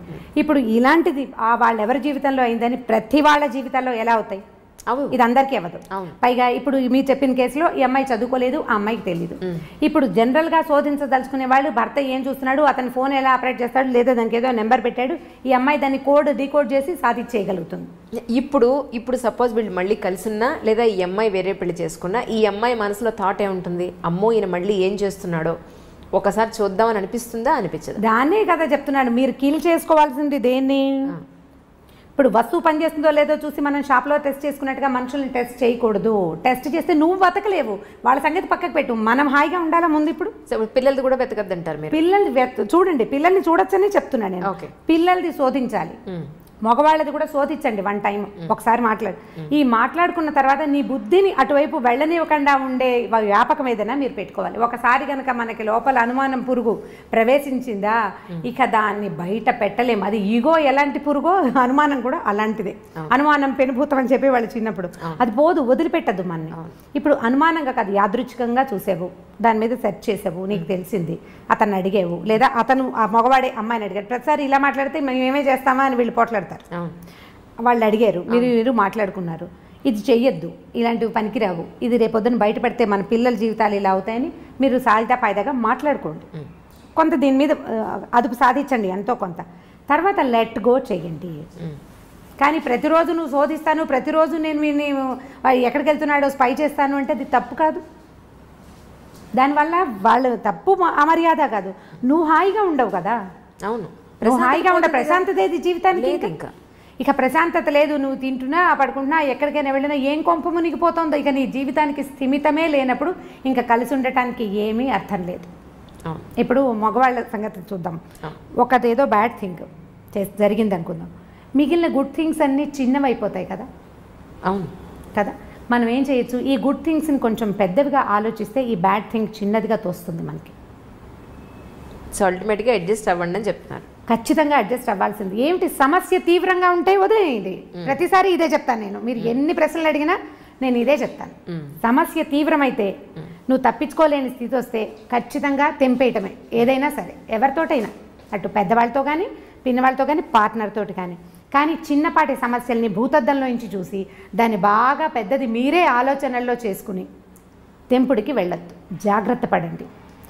పోనీ నీ జీవితం, నీతో పాటు పిల్లలు ఉన్నారనుకోండి, పిల్లలుంటే మరి వీళ్ళని సరిగ్గా తీసుకెళ్ళాలా, వీళ్ళకు కూడా జీవితం మీద అనుమానం కలుగుతుంది కదమ్మా. మీరు అది ఆలోచిస్తున్నారా అసలు? ఇప్పుడు నాకు అనుమానం కలిగింది అనుకుందాం, ఎవరో ఒక స్త్రీకి భర్త మీద అనుమానం కలిగింది, మగవాళ్ళు ఇంతే ఇంతే ఇంతే ఇంతే, మగవాళ్ళు ఇలాగే చేస్తారని నమ్మితే మోసం చేస్తారు. ఓకే, ఈ పిల్లవాడు మగపిల్లాడు ఉంటే వాడేమనిపిస్తుంది, మగవాడు మోసం చేయొచ్చు అనే భావన మగపిల్లాడికి. ఆడపిల్లలకి మగవాళ్ళు ఎప్పుడు ఇలాగే చేస్తారు కాబట్టి మగ పెదవులని నమ్మకూడదని ఆడపిల్లలకి. మనం ఇద్దరిని చెడగొట్టామా, దీనివల్ల ఇంకో 2 చెడిపోతారు రేపొద్దున. ఎంతమందిని చెడగొట్టినట్టు? పైగా జీవితానుభవాలు ఎవరివి వాళ్ళవే కానీ రెండో వాళ్ళవిగా ఉండవు. మన జీవితానుభవాన్ని మనం చూసి ఆడపడుచులతోటో అత్తగారితోటో భర్తలతోటో ఇబ్బంది పడి జీవితం ఇలాగే ఉంటుందని పిల్లలకి ప్రబోధిస్తాం. నీ జీవితం ఉందని నీ తోటి ఉన్న వాళ్ళ జీవితాలు అలా ఉండకపోవచ్చు. అక్క చెల్లెల జీవితాలు కూడా, ఒకళ్ళకి తాగుబోతు మొగుళ్ళు దొరుకుతారు, రెండో వాడు బంగారకొండ కావచ్చు, రెండో అల్లుడు, మనం చెప్పలేకపోతాం.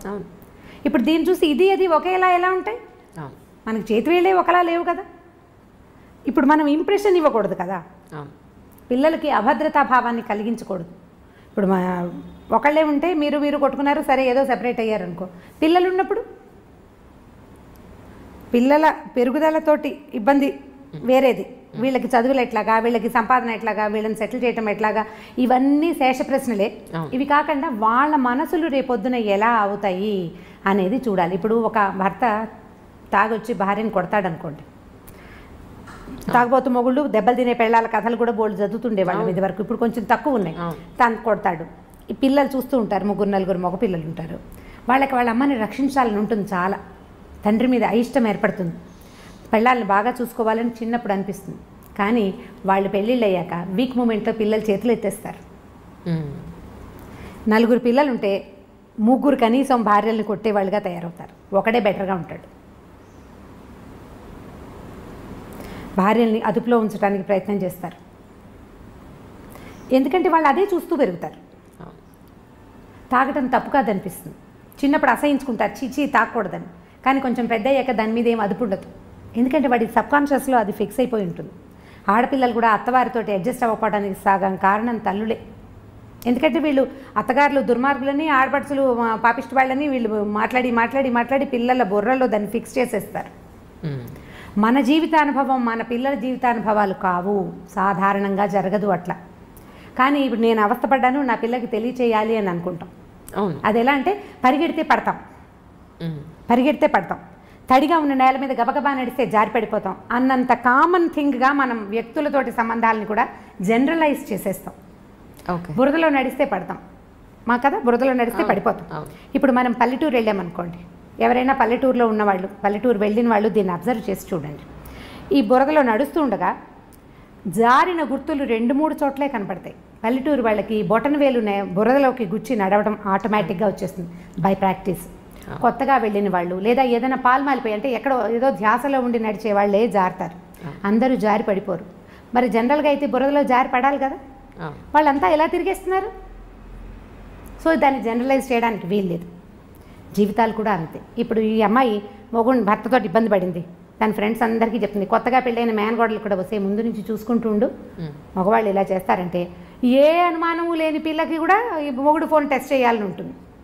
నువ్వు ఎందుకు పాస్వర్డ్ పెట్టుకున్నావు, నువ్వు నన్ను మోసం చేస్తావా అని ముందే అడగడం మొదలు పెడతారు.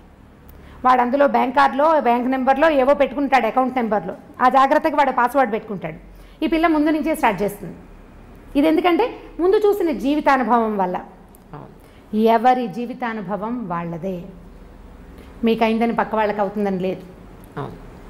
సక్సెస్ఫుల్ మ్యారేజెస్ సగం పెళ్ళిళ్ళు కాదు, ఇంకా అనకూడదు అట్లా. 90% సక్సెస్ఫుల్ మ్యారేజెస్ లెట్ గో చేయటం వల్లే సక్సెస్ అవుతాయి. అవును అని సమాధానం రాకపోతే చూడండి మీరు, మనం క్షమించకపోతే లేదా మగవాడే క్షమించి ఊరుకోకపోతే సంసారాలు నడవు. ఇండియా కూడా మిగిలిన దేశాల్లాగానే ఎక్కువ డైవర్సులు, ఎక్కువ 2nd, 3rd, 4th, 5th marriages తోటి నిండిపోతుంది. ఈ క్షమాగుణాలు పెద్దవాళ్ళు కూడా మనకు అలవాటు చేస్తారు. ఇప్పుడు నాబోటి వాళ్ళు అంటే నేను కూడా ఇలాగే నా దగ్గరకు వచ్చిన పిల్లలు చెప్తాను, చూసి చూడట్టు ఊరుకో పాప, ఎక్కడో చోటు ఊరుకో, నీకు కావాల్సింది చేయించుకో. నేను పిచ్చి సలహా ఇలాంటివి చెప్తాను అనమాట. నువ్వు ఇది చేసావు కాబట్టి నువ్వు నాకు అది చేసి పెట్టు. బాగుంది కదా బార్టర్ సిస్టమ్. నువ్వు ఇలా చేసినా నేను మీ అమ్మ నాన్నకి చెప్పలేదు, నేను ఎవరికి చెప్పట్లేదు, కాబట్టి నువ్వు నాకు లొంగి ఉండు అని లొంగ తీసుకోండి. ఈజీ మెథడ్, చిన్నపిల్లలకి మాట చెప్పడానికి అనమాట. ఇలా చెప్తే సరిపోతుంది, ఈజీగా ఉంటుంది. లెట్ గో చేయకపోతే సంసారాలు ఉండవు. ఏదో ఒక దశలో ప్రతి వాళ్ళు ఒకళ్ళనొకళ్ళు క్షమించేసుకునే ముందుకు తీసుకుపోతూ ఉంటారు. దానికి మన ఆర్థిక పరిస్థితులు, మన పిల్లలు, మన తాలూకు ఉద్యోగాలు, మనకి ఏ సపోర్టు ఏ పక్కన లేకపోవటాలు, వాటి వల్ల కూడా కొంత మన కుటుంబ పరిస్థితులు, మన పెద్దవాళ్ళు, మన కజిన్స్ అందరూ ఏమనుకుంటారు, నలుగురు నానా విధాలుగా చెప్పుకుంటారు. కాబట్టి క్షమించో మాట్లాడుకోకుండాను ఎలాగోలాగా కొంతమంది భార్యాభర్తలు సంవత్సరాల తరబడి మాట్లాడుకునే వాళ్ళు బోల్డ్ మంది తెలుసు నాకు. ఇంట్లో ఉంటారని మామూలుగా నడిచిపోతుంటే వాళ్ళిద్దరు మాట్లాడుకోరు. ఏదో సందర్భంలో కోపాలు వచ్చినాయి, మళ్ళీ మా అమ్మ నాన్న మాట్లాడుకోరు అని చెప్పేవాళ్ళు కూడా పిల్లలు కూడా కనిపిస్తారు. వీళ్ళిద్దరు గోడలతోటి మాట్లాడుకుని పని నడిపేస్తూ ఉంటారు. అయితే సంసారం రోడ్డు మీద పడలేదు. పిల్లలు చక్కగా ఎదిగారు, పెళ్ళిళ్ళు చేసుకున్నారు, అల్లుళ్ళు వచ్చారు, మనవలు పుట్టేశారు, వాళ్ళకి బాగానే ఉన్నారు. అంటే ఇది సంతోషమా, ఇదేనా పెళ్ళి అంటే అని మీరు అడుగుతారు. ఇప్పుడు కాదు, సంతోషం కాదు. నువ్వు సెపరేట్ అయిపోతావు. నువ్వు ఒకదానివే ఉంటావు, అది సంతోషమా? మీ పిల్లలు సజావుగా పెరగరు, అప్పుడు అది సొసైటీలో మీకేం సరైన గుర్తింపు ఉండదు. అది అవన్నీ సంతోషాన్ని ఇస్తాయి. అంటే మనకి సంతోషాన్ని ఇవ్వడానికి ఏ విషయమూ లేనప్పుడు మిగిలినవేవీ లేవు. దీంట్లో సర్దుకుంటే సరిపోతుంది. కరెక్ట్. అంటే ఇప్పుడు మీరు విడాకులను సమర్థించారా అని గట్టి ప్రశ్న. లేదు లేదు లేదు లేదు. ఎవరి కోసం? అల్టిమేట్గా విమెనే సఫర్ అవుతుంది. అల్టిమేట్గా సఫర్ అయ్యేది విమెనే. ఆవిడ దృష్టి మీరు ఎక్కడున్నా, ఏం చేసినా, కలిసి ఉన్నా, ఒంటరిగా ఉన్నా, పిల్లలతో ఉన్నా, ఎప్పుడు సఫర్ అవ్వాల్సింది ఆడవాళ్ళే. ఈ మధ్య నేను ఒక ఇంటర్వ్యూలో అదే చెప్పాను, ఇండైరెక్ట్గా చెప్పింది అదే. కానీ నెటిజన్లకి కొంచెం అర్థం కాక నన్ను అందరూ చాలా నెగిటివ్గా అనుకున్నారు. బేసిక్గా నేను స్పోర్ట్స్మెన్స్ గ్రౌండ్లో ఎలా ఉంటారు, చీర కట్టుకుని పరిగెట్టలేం కదా. సో బేసిక్గా నేను నేషనల్ అథ్లీట్ని. నాది 400 మీటర్స్, 800 మీటర్స్ అండ్ 6 కిలోమీటర్స్ ఆమె ఈవెంట్స్ యాక్చువల్లీ. అప్పుడు షార్టే వేసుకుంటాం, స్లీవ్లెస్సే వేసుకోవాలి. ఒక స్టేజ్లో ఆ షార్ట్ స్లీవ్లెస్ కూడా ఒంటి మీద ఉంచుకోవడానికి కూడా భారంగా ఉంటుంది. లాస్ట్ 50 మీటర్స్ ఉండగా అంతగా చెమట, అంతగా శ్రమ ఉంటుంది రన్నింగ్లో. ఇదేమి గ్రూప్గా స్పోర్ట్స్ అంటే గేమ్స్ కాదు కదా, క్రికెట్ 10 మంది కలిపి ఆడేది. ఇవి అన్ని ఇండివిజువల్ ఈవెంట్స్, ఎవరికి వాళ్ళుగా ఒక్కరే గ్రౌండ్లోకి వెళ్ళి ఒక్కళ్ళే సాధించాల్సిన ఈవెంట్స్ ఇవన్నీ. సో వాళ్ళు ఎవరో అన్నారు స్లీవ్లెస్ వేసుకున్న వాళ్ళ రేపులు జరుగుతున్నాయని. నేను అన్నది అది కాదు. అసలు పద్ధతిగా ఉండి చీర కట్టుకొని ఎంతో గౌరవంగా ఉన్న లేడీస్ని చాలా తప్పుగా చూస్తారు బయట. వాళ్ళు చూసే దృష్టికోణం ఒక రకంగా ఉంటుంది. అలాంటప్పుడు ఆ లేడీ డ్రెస్సే మనం అగౌరవంగా చూసే విధంగా వేసుకుంటే అది మనకే కదా హామ్ అన్న పాయింట్లో చెప్తే ఎవరూ సరిగా అర్థం చేసుకోలేదు. నాకు అది కొంచెం బాధ అనిపించింది. ఏంటంటే ఇప్పుడు ఇలా ఉన్నాను, మీరు ఇలా ఉన్నారు, మనల్ని కూడా తప్పుగా చూసే దృష్టికోణం ఉంటుంది, చీరలోని కూడా వల్గర్గా చూసే జనాలు ఉన్నారు. అలాంటప్పుడు మనం ఎలా ఉండాలనేది నా ఉద్దేశం. మనకి మనం కావాల్సినట్టుగా ఉండాలి. మనకి ఎలా ఉంటే కంఫర్టబుల్గా ఉంటుందో అలా ఉండాలి. మనకి మనం సమాధానం చెప్పుకోవాలి కదా. ఇప్పుడు మీరు బట్టల గురించి అంటే మరి పసిపిల్లలవి, చిన్నపిల్లలవి, చిట్టి చిట్టి పాపాయిలవి కూడా రేపులు అవుతున్నాయి కదా. పసిబిడ్డని ఎత్తుకుని ముద్దాడాల్సిన పిల్లల్ని కూడా రేపు చేస్తున్నారు. అది ఏం బట్టలు వేసుకుని వీడిని ప్రవోక్ చేసి ఉంటుంది. అసలు అవి మట్టి పిచ్చి మాటలు. వస్త్రధారణతోటి అన్న మాట అనకూడదు. కాకపోతే ఏంటంటే మనం కాపీ చేయటం మన పద్ధతి. హిందీ వాళ్ళు ఇంగ్లీష్ వాళ్ళని కాపీ చేశారు, మనం హిందీ వాళ్ళని కాపీ చేస్తున్నాం. మనని పల్లెటూరు వాళ్ళు కాపీ చేస్తారు. అంటే అంతే కదా, మన ముందున్న దాన్ని మనం కాపీ చేస్తాం. మన ముందున్న ఒరవడి సరైంది కాకపోతే ఆటోమేటిక్గా కాపీ అవుతుంది. కూల్ షోల్డర్స్, కూల్ ఇవి ఏవో రకరకాల బట్టలు ఉన్నాయి. దానివల్ల మనం సాధిస్తున్నది ఏంటంటే అవధూత లక్షణాలను సాధిస్తున్నాం. దేహాభిమానం లేదనమాట మనకి. మన అవధూతలకు దేహాభిమానం ఉండదు, వాళ్ళు ఎలాగైనా ఉంటారు. ఇప్పుడు మన వాళ్ళ పరిస్థితి కూడా అలాగే ఉంది. ఇప్పుడు బట్టలు చక్కగా వేసుకుంటే ప్రెజెన్స్ బాగుంటుంది అంతే. అవతల వాళ్ళ దృష్టి ఎలా ఉంటుంది, నీ శరీర భాగాల మీద అవతల వాళ్ళ దృష్టి పడుతుంటే నీకు చీదరగా ఉండట్లేదంటే నీకేమీ లేదు, శరీరాభిమానం లేదు అంతే. అది ఎవరి వాళ్ళ ఇండివిజువల్ థింగే కానీ రెండోది కాదు కదా. దానివల్ల ఇవేమైనా జరుగుతున్నాయి అన్నమాట పిచ్చి మాట అండి. అది డ్రెస్ వల్లని కాదు, డెఫినెట్గా కాదు. నా ఉద్దేశం కూడా అది కాదు. కాకపోతే అమ్మాయికి గౌరవం ఏ విధంగా వస్తుంది? ఇప్పుడు ఒక మనిషిని మనం రోడ్డు మీద చూసాము, ఫస్ట్ కనపడేది అమ్మాయి మొహం, అమ్మాయి టాప్ బాటం, బట్టలు, ఇదే మనకు కనిపించేది. ఆ తర్వాత మాట్లాడితే ఆ భాష, దాన్ని బట్టే ఆ అమ్మాయి మీదైనా అబ్బాయి మీదైనా గౌరవం ఉండేది. అయితే ఈ చూసే విధానంలో బయట జనాలు, మనకు సంబంధం లేని జనాలు, ఇప్పుడు నేనే ఉన్నాను, ఎవరో విధానం అనడం అనవసరం, ఇంత షార్ట్ లెంత్ వేసుకొని అప్పర్ బాడీ అంతా బయట కనిపించేలా వేసుకుంటే నన్ను గౌరవంగా చూడాలని అనుకోవడం నేను కరెక్టా? అదే ఎలా చూస్తారా? అలా కాదు. ఇప్పుడు మన బట్టల వల్ల బట్టలతోటే ఏవి రావు, కానీ బట్టలతోటే కొంత వస్తుంది. ఎగ్జాక్ట్లీ అదే నేను చెప్పింది. అంతే, అనవసరంగా మన మీద 10 మంది చెడు చూపు పడకుండా చూసుకుంటే అమ్మాయిలు చాలా అంటున్నా, అంతకు మించి ఏం లేదు. ఇక దీనికి చాలా ఎన్లార్జ్ చేసి స్లీవ్లెస్ వేసుకుంటేనే అంటే స్లీవ్లెస్లు ఎందుకు వేసుకోవద్దంటారు? డెఫినెట్గా అందరికీ, అమ్మాయిగా పుట్టిన వాళ్ళందరికీ అన్ని రకాల బట్టలు వేసుకోవాలని ఉంటుంది. డెఫినెట్గా గుడికి వెళ్ళేటప్పుడు ఒక రకంగా తయారవుతాం, పార్టీకి వెళ్తే ఒక రకంగా తయారవుతాం, స్పోర్ట్స్కి వెళ్ళే వాళ్ళు ఇంకొక రకంగా తయారవుతారు. అందరూ ఒకలానే ఉండాలంటే నేను జడేసుకుని స్పోర్ట్స్ పరిగెట్టలేం కదా. డెఫినెట్గా గట్టిగా ముడి వేసాం, నేను చిన్నగానే చేసేసి నేను రన్ చేయగలుగుతాను డెఫినెట్గా. అలాగా ఎక్కడ ఎలా ఉండాలో రోమన్కి వెళ్ళినప్పుడు రోమన్లానే ఉండాలని చెప్తూ ఉంటారు. సో అలా ఉండాలి తప్ప, సో డెఫినెట్గా ఇప్పుడు పబ్లిక్కి ఖచ్చితంగా కొంతమంది అక్కడ దాని ప్రొఫెషన్ ఉన్నవాళ్ళు ఉన్నారు, అక్కడికి వెళ్ళి చీరలు కట్టుకోమని మనము చెప్పం. అదే. సో అలాగా అందరికీ చెప్పేది ఏంటంటే ఎక్కడ ఎలా ఉండాలో అక్కడ ఉంటే బాగుంటుంది. ఇప్పుడు రోడ్డు మీద వెళ్ళేటప్పుడు కాస్త 10 మంది మనల్ని చెడుగా చూడకుండా ఉండే బట్టలు వేసుకుంటే చాలన్నది నా ఉద్దేశం, అంతకు మించి ఏం లేదు. యా, ఇంకొకటి, ఇంతకీ సండే రోజు మీరు షాపింగ్కి వెళ్ళట్లేదు చెప్పండి, విండో షాపింగ్కి. సండే రోజు విండో షాపింగ్కి నెక్స్ట్ గెలేరియో మాల్ వెళ్ళాను. నేను వెళ్ళారా? మొత్తానికి వెళ్ళారు? నేను వెళ్తూనే ఉంటాను. ఓకే. ఎవరితోటైనా వెళ్ళినా నేను పెద్దగా నాకు చాలా అవసరమైన వస్తువులు తప్పిస్తే కొను నేను. ఈవెన్ నేను కూడా అంతే. అయితే నేను బాగా చీరలు పట్టుకుని షాప్కి వెళ్తుండగా ఒక ఆవిడ నన్ను చూశారు, నాకు మొన్న వాట్సాప్లో కూడా పెట్టారు, మీరు బోల్డ్ చీరలు కొనుక్కున్నారు అని. ఇప్పుడు కొత్త ప్రశ్నలు వస్తున్నాయి, మీరు చాలా చీరలు ఎలా కట్టేసుకుంటున్నారు అని. అంటే ఇప్పుడు మీరు అడిగిన ప్రశ్నకి ఇప్పుడు సమాధానం చెప్తాను. భగవంతుడు చాలా కొద్ది మందికి కొన్ని అదృష్టాలు ఇస్తాడు. నాకు భగవంతుడు ఇచ్చిన పెద్ద అదృష్టం, నాకు 7 అక్కయ్యలు ఉన్నారు. నేను నా చిన్నప్పటి నుంచి, అంటే నేను చీరలు కట్టుకోవటం మొదలైనప్పటి నుంచి 18-19 ఏళ్ల వయసు నుంచి, మా పెద్దకై నాకంటే 10 ఏళ్ళు పెద్దది. ఇంతకుముందు చెప్పాను కదా. ఎంతమంది మీ సిస్టర్స్? 8 సిస్టర్స్ మేము. మీతో కలిపా? నాతో కలిపి మేము 8 మంది. ఒక అన్నయ్య ఉన్నాడు మాకు. మొత్తం 9 మంది. మొత్తం 9 మంది. నేను చివరిదాన్ని. ఓహో. నేను సంగీతం క్లాస్కి మా పెద్దక్కై కొత్త చీరలు కట్టుకెళ్ళటం ఎన్నిసార్లు చేశాను. మా అమ్మవి పెద్దక్కవి, మా నాన్నగారు అప్పటికే లేరు. మా మదర్ కొత్త చీరలు సాధారణంగా కట్టుకునేవారు కాదు. చీరలు ఎవరైనా ఆవిడ కొనుక్కున్నా, ఎవరైనా పెట్టినా ఆ చీర నేను కట్టుకెళ్ళిపోయేదాన్ని. ఏదో ఒక బ్లౌజ్ వేసుకుని ఏదో ఒక చీర కట్టుకోవడం. మా పెద్ద పెంచారండి 8 మంది ఆడపిల్లల్ని. ఒక్క ఆడపిల్లల్ని పెంచడమే అసలు చాలా కష్టంగా ఉంది ఈ రోజుల్లో. పాత రోజులు కదా, పాతకాలంలో ఇలా బోల్డెన్ మంది 7 అమ్మాయిలు 6 అమ్మాయిలు బోల్డెన్ మంది కనిపిస్తారు. నా ఏజ్ వాళ్ళు, నాకంటే పైన ఉన్న ఏజ్ వాళ్ళందరూ అలాగే ఉంటారు కదా. మాకేంటంటే మా అమ్మ నాన్న ఒక్కొక్కళ్ళే. మా తాతగారికి బాగా పిల్లలు, బాండ్ ఆఫ్ పిల్లలు ఆయన పాపం. ఆయన పుట్టలేదు. ముగ్గురు పిల్లలు పుడితే ఒక ఆయన పుట్టగానే ఒక బాబు పోయినట్టున్నారు. మా మేనత్త ఒక 10 ఏళ్ళు వచ్చాక పోయారు. మా నాన్న ఒక్కరే. ఆయనకి చాలా మంది సంతానం కావాలని ఉండేది. మా ఇదొక తర్వాత ఇప్పుడు వైజాగ్లో మా నాన్నగారు ఆంధ్ర యూనివర్సిటీలో ఎంఏ చదవటానికి వెళ్ళారు. ఒకవేళ ఏదైనా చేయించేసుకుంటారేమో వీళ్ళు పిల్లలు కలగకుండా అని ఆడపిల్లలకు రాసిస్తానని బెదిరించేవారు మా తాతగారు. అప్పుడే ఆపేస్తే సరిపోయేది. ఆ తర్వాత ఇన్ని బొమ్మలు వచ్చినాయి, కొత్త బొమ్మలు అంటుండేది మా అమ్మ. మేము మా ప్రధానమైంది అది. పైగా మా కజిన్స్ అందరూ కూడా మేము 6, 7, 8 అలా ఉన్నాం. మా కజిన్స్ అందరూ కూడా ఎక్కువ వాళ్ళే. ఈ పైన పెద్ద అక్కయ్యలు ఉన్నారు కదా, మా అక్కయ్యలు చీరలు కట్టుకునే అలవాటు నాకు చిన్నప్పటి నుంచి ఉంది. ఇప్పుడు కూడా నాకు కుప్పలు తెప్పలుగా చీరలు వస్తూనే ఉంటాయి. కొంచెం నన్ను ఎక్కువ ముద్దు చేస్తారు. మిగిలిన ముద్దు అంటే జనరల్ ముద్దు కాదు, నాతో మ్యాక్సిమం పనులు అందరూ చేయించుకుంటారు. చీరలు మాత్రం వచ్చేస్తాయి.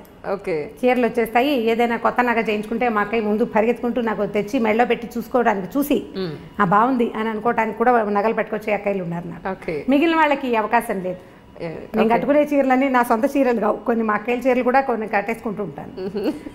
ఎక్కువ భాగం అనమాట. 50% ఏదో ఒక అక్కయ్య దగ్గర నుంచి ఓ 4 చీరలు, ఓ 3 చీరలు అలా వస్తూనే ఉంటాయి. వాళ్ళు నాకు కొనిపెట్టేవి ఎక్కువే, పట్టుకొచ్చి పడేసి ఇవి కట్టుకోవే అని వదిలేసే చీరలు కూడా చాలా ఉంటాయి అన్నమాట. ఎక్కడున్నారండి 7 మీ సిస్టర్స్? 3 అక్కయ్యలు ఇక్కడే ఉన్నారు. 3 కాదు 4 అక్కయ్యలు ఇక్కడే ఉన్నారు. మా పెద్దక్కయ్య మొన్నటి దాకా ఇక్కడే ఉండేవారు, కానీ విజయవాడ వాళ్ళ అబ్బాయి షిఫ్ట్ అయ్యాడు. రెండో అక్కయ్య బందర్లో ఉంటుంది. మా ఆఖరక్కయ్య అహ్మదాబాద్లో సెటిల్ అయ్యారు వాళ్ళు.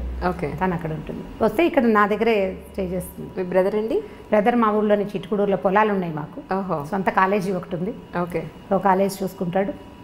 సో ఇంకా తను అక్కడే ఉన్నాడు. మేము అక్కడికి వెళ్ళడానికి మాకు ఆసరా అదేనమాట, అన్నయ్య అక్కడే ఉండటం మా ఊళ్ళోనే. అవును.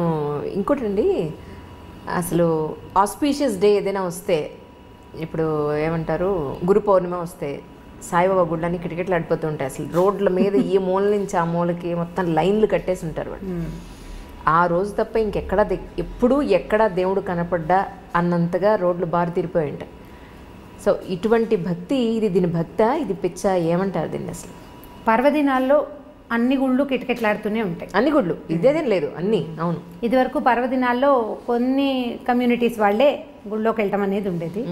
అంటే నేను అనుకుంటాను, నా ఉద్దేశం, ప్రవచనకర్తలు పెరిగేసరికి ఇదివరకు ఏంటంటే ఏదో హరికథ అని గుళ్ళో ఏదో ఒకళ్ళు చెప్పేవాళ్ళు. అప్పుడు కొద్ది మంది వినేవాళ్ళు, అందులో కొంతే గుర్తుపెట్టుకుని కొద్ది మందే చేసేవాళ్ళు. ఇప్పుడు ఏమైందంటే మనం ఏ దాని చేసినా పొద్దు నుంచి సాయంత్రం దాకా అన్ని రకాల టీవీలలో పెద్దవారు చాలామంది రకరకాల మాటలు చెప్తుంటారు. సో ఇలాంటప్పుడు ఇక్కడికి వెళ్ళాలి అనే మాట మనం పదే పదే వినటం వల్ల, ఇది చేస్తే ఈ ఫలితం దొరుకుతుంది అనేది బాగా ఎక్కువగా తెలుసుకోవటం వల్ల జనాలు ఎక్కువ గుళ్ళకి వెళ్తున్నారని అనిపిస్తుంది. నేను ఏ పర్వదినాన సాధారణంగా గుళ్ళోకి వెళ్ళను నేను. ఎందుకంటే ఇగో ఈ గోల భరించలేకే అనమాట. చాలామంది జనాలు ఉంటారు కదా, ఎందుకు వచ్చిందిలే ఇంత గోల్లో వెళ్తాము అని. ఇది ఇలా అవేర్నెస్ పెరగటం, మనం అవేర్నెస్ గురించి మాట్లాడుతుంటాం కదా.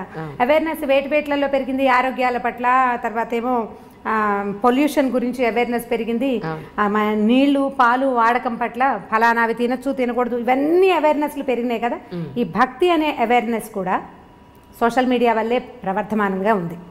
దానివల్లే బాగా తెలుసుకుంటున్నారు జనాలు. గురు పౌర్ణమి నాడు వెళ్తే బాబా గారిది లేదా గురువు తాలూకు గురుగ్రహం తాలూకు అనుగ్రహం బాగా కలుగుతుందని ఇప్పుడు దగ్గరలో ఉండే గురువు తాలూకు దేవాలయాలు ఏమున్నాయో అక్కడక్కడికి వెళ్తారు. అది సహజంగా జరిగేదే కదా. మనం ఎక్కువ తెలుసుకున్నాం అనుకోండి ఆటోమేటిక్గా చేస్తాం. ఫలానా ఫోన్ బాగుంది అని మీరు అడ్వర్టైజ్మెంట్స్ పదే పదే చూస్తే శాంసంగ్ కొనుక్కుంటాం, అట్లా అవుతుంది. అందులో అనుమానం ఏం లేదండి. ఎందుకంటే 20 ఏళ్ల క్రితం ఇంత ఉండేది కాదు, 10 ఏళ్ల క్రితం కొంచెం పెరిగింది. ఈ 10 ఏళ్లలో విపరీతంగా పెరిగింది. మీరు ఏ పర్వదినాన్ని చూడండి, శ్రీనగర్ కాలనీ వెంకటేశ్వర స్వామి గుడిలో ఉత్తర ద్వార దర్శనం అంటే ముక్కోటి ఏకాదశి నాడు ఆ ఎదురుగుండా ఉన్న సందుల్లో గణపతి కాంప్లెక్స్ వైపు కూడా జనాలు క్యూలో కనిపిస్తారు. అక్కడి నుంచి క్యూగా వెళ్తూ ఉంటారు. అంటే వెంకటేశ్వర స్వామిని తిరుపతి వెళ్ళే చూడక్కర్లేదు, శ్రీనగర్ కాలనీలో చూడొచ్చు, లేకపోతే జూబ్లీ హిల్స్ రోడ్డు మీద ఉన్న వెంకటేశ్వర స్వామి అసలు ఆ గుడి ఇంతే చిన్నగా కనిపిస్తుంది మామూలు రోజుల్లో. ఈ పర్వదినాల్లో మనకి విపరీతంగా పువ్వులతోటి అలంకారం చేస్తారు. ఆ రోడ్డంతా బ్లాకు. ఇక నానావిధ భక్త సమాజాలు అక్కడే ఉంటాయన్నమాట. ఆ ఒక రోజులో చూడకపోతే మనకి బోళ్ళని పాపాలు చేసేసాం. నువ్వు ఏం చెయ్యి ఇది నేను కడిగేస్తుంది, ఎలాంటి పాపాన్నైనా ఇది తొలగిస్తుంది అనే భావం వల్లే భక్తి పెరిగింది అంతే. రమగారు, ఇది నా ప్రశ్న ఏంటంటే, పెళ్ళికి ముందు ప్రేమ అనేది కనపడుతుంది. ఈ మధ్యన నా సినిమాలో కూడా చూసాను, పెళ్లి తర్వాత ప్రేమ అనేది కనిపించదు, బాధ్యతే ప్రేమ అని చెప్పని విన్నది. ఆ మాట నన్ను నిజంగా చాలా చాలా ఆలోచింపచేసింది. ఏంటంటే, పెళ్ళయింది ఒక అమ్మాయికి కొత్తగా అప్పుడే పెళ్ళయింది అనుకుందాం. ఆ హస్బెండ్ నుంచి జనరల్గా ఒక కామన్ అమ్మాయి ఏం ఎక్స్పెక్ట్ చేస్తుంది, సాయంత్రం వచ్చినప్పుడు తనతో చక్కగా ప్రేమగా మాట్లాడాలనో, ప్రశాంతంగా దగ్గర తీసుకోవాలనో, కాసిన పువ్వులు తీసుకురావాలనో, ఇద్దరు కలిసి గుడికి వెళ్ళాలనో, ఇద్దరే కలిసి ఏకాంతంగా ఉండాలనో, ఇవి ఎక్స్పెక్ట్ చేస్తుంది. కానీ రాను ఏదో సినిమాలో లేదా మన ప్రోగ్రాంలో కొత్తగా పెళ్ళైన ఆ ములబాటు ఆ మోజు 1 year ఉంటుంది, ఆ తర్వాత అంతా ఇలాగే ఉంటుంది అన్నట్టుగా ఇక ఆ తర్వాత అంతా బాధ్యతలే కనపడుతూ ఉంటాయి. మళ్ళీ అలాంటి ప్రేమ కనిపించదా అంటే అప్పుడు ప్రేమ లేనట్ట, లేకపోతే పెళ్ళైన తర్వాత ప్రేమ కనపడదా? మీ ఉద్దేశ ప్రకారం ఏమిటి? మీరు 80s ప్రేమ కథలు అడుగుతున్నారు, లేటెస్ట్ కాదు ఇది. మా వాళ్ళదంటే నువ్వు ఇంకా అక్కడే ఉండిపోయావు. నిజం. ఇంకా పువ్వులు తెస్తాడు పెట్టుకునేందుకు. ఏ పిల్ల జడేసుకుంటుందో చెప్పండి? ఒకటి అది జడేసుకోదు, ఉద్యోగం చేస్తుంది. ఒకటి గుడిలోకి వెళ్దాము అనగానే వాడి పిచ్చివాడిలా తోస్తాడు అమ్మాయికి. మీరేం అనుకోకండి, ఇలా ఇప్పుడు జరిగే సంగతి అదే. గుడికి గోపురానికి ఉండదు, వీళ్ళు మాల్స్కి వెళ్తారు, సినిమాలకు వెళ్తారు, కలిసి సినిమాలకు వెళ్ళే పిల్లలు జంటలు, ఇద్దరు కలిసి ఒకటే సినిమా ఏదో ఫేవరెట్ సినిమా పెట్టుకుని చూసే జంటలు కోకొల్లలుగా కనపడుతున్నారు. ఒకళ్ళు క్యాబ్ బుక్ చేస్తారు, ఇంకొకళ్ళు సినిమా టికెట్లు బుక్ చేస్తారు. మీకు ప్రేమలు లేవు అని అనుకోవటానికి వీల్లేదు. పైగా ప్రేమ అంటే ఏమిటి? ఇలా మారిపోయిందా? మారలేదా మరి? అంటే ప్రేమ ఆ రూపంలో లేదు, వేరే రూపంలో ఉంది. అంటే మీరు అనుకునే రూపం, మీరు సినిమాటిక్ 80s సినిమా కథే చెప్తున్నారు మీరు. మీ క్వశ్చనే 80 క్వశ్చన్. ఎవరు చేస్తున్నారు? సరే, ఇప్పుడు ప్రేమలు ఎలా ఉన్నాయి? ఇప్పుడు ప్రేమలు అంటే, ఇప్పుడు మీరు ఒక కుర్రాడు అర్లీగా ఇంటికి రావటం అనేది ఈ రోజుల్లో సాధ్యపడే సంగతి కాదు. వాడి గవర్నమెంట్ జాబ్ ఉండి, గవర్నమెంట్ ఉద్యోగము, పబ్లిక్ సెక్టర్ అంటే ఇప్పుడు అక్కడి నుంచి రావాలి కదా. ఇప్పుడు రకరకాల సాఫ్ట్వేర్ ఉద్యోగాలు, రకరకాల హోటల్స్లోవి, లేకపోతే హోటల్ మేనేజ్మెంట్వి, ఈ ఉద్యోగాల వాళ్ళందరి టైమింగ్స్ రాత్రి 9 తర్వాతే కదా. సాయంకాలం 5:30, 6 గంటలకి ఇంటికి వస్తాడు అనుకుందాం ఒక అబ్బాయి. అమ్మాయి ఏం పని పాట చేయదు, ఇంట్లో కూర్చున్న అమ్మాయిలు ఉన్నారా ఇప్పుడు? ఏదో ఒక చిన్నదో పొన్నదో ఉద్యోగం చేయాలనుకుంటుంది. అది చచ్చినో దేవుడా అన్నట్టు వస్తుంది. అప్పుడు వీడు చేతులేసి దగ్గర తీసుకుంటానంటే చచ్చి వచ్చాను ఏమిటి నువ్వు చేతులు వేస్తావు అనరు? అవును అంటారా? అనరా? డెఫినెట్, ఖచ్చితంగా అంటారు. అవును కదా. ఇప్పుడు ఈ 80 ప్రేమ కహాని ఇప్పుడైతే నడవదు. అవును. ఇప్పుడు మనకు నడిచేది ఏమిటంటే, వీళ్ళిద్దరూ కొట్టుకు చావకుండా ఉండటమే ప్రేమ అంతే. ఈ కొట్టుకు చావకుండా ఉండాలంటే నీ ఉద్యోగం టైమింగ్స్ వేరు, నా ఉద్యోగం టైమింగ్స్ వేరు. మీ ఆఫీస్లో హాయిగా ఉంటుంది, మా ఆఫీస్లో కాల్చుకు తింటున్నారు, ఇలాంటి పాయింట్లు. లేదా నీకు ఉద్యోగం, నీకు ఒక 15,000 జీతం పెరిగింది, నాకు 10,000 పెరిగింది, అలాంటి విషయాల మీద పోట్లాడుకోకుండా ఉండి వీళ్ళు పేరెంట్స్ని ఎంతసేపు మధ్యలోకి తీసుకొచ్చి మీరు పెళ్లి చేశారు. ఇది ఇప్పుడు లవ్ మ్యారేజ్ అయితే వేరే కదా అనుకోండి. ఇప్పుడు అరేంజ్డ్ మ్యారేజ్ అయితే మా అమ్మ నాన్న చేరుతుంటారు కదా మధ్యలో, వాళ్ళని ఎంతసేపు ఏమంటారు పంచాయతీలకు పిలవకుండా ఉంటే దాన్నే ప్రేమ అనుకోవాలి ప్రస్తుతం. ఏ పంచాయతీ లేదంటే వాళ్ళు ప్రేమగా ఉన్నట్టు. మీకు ప్రేమ అంటే ఇబ్బంది పెట్టకుండా ఉండటము ప్రేమ.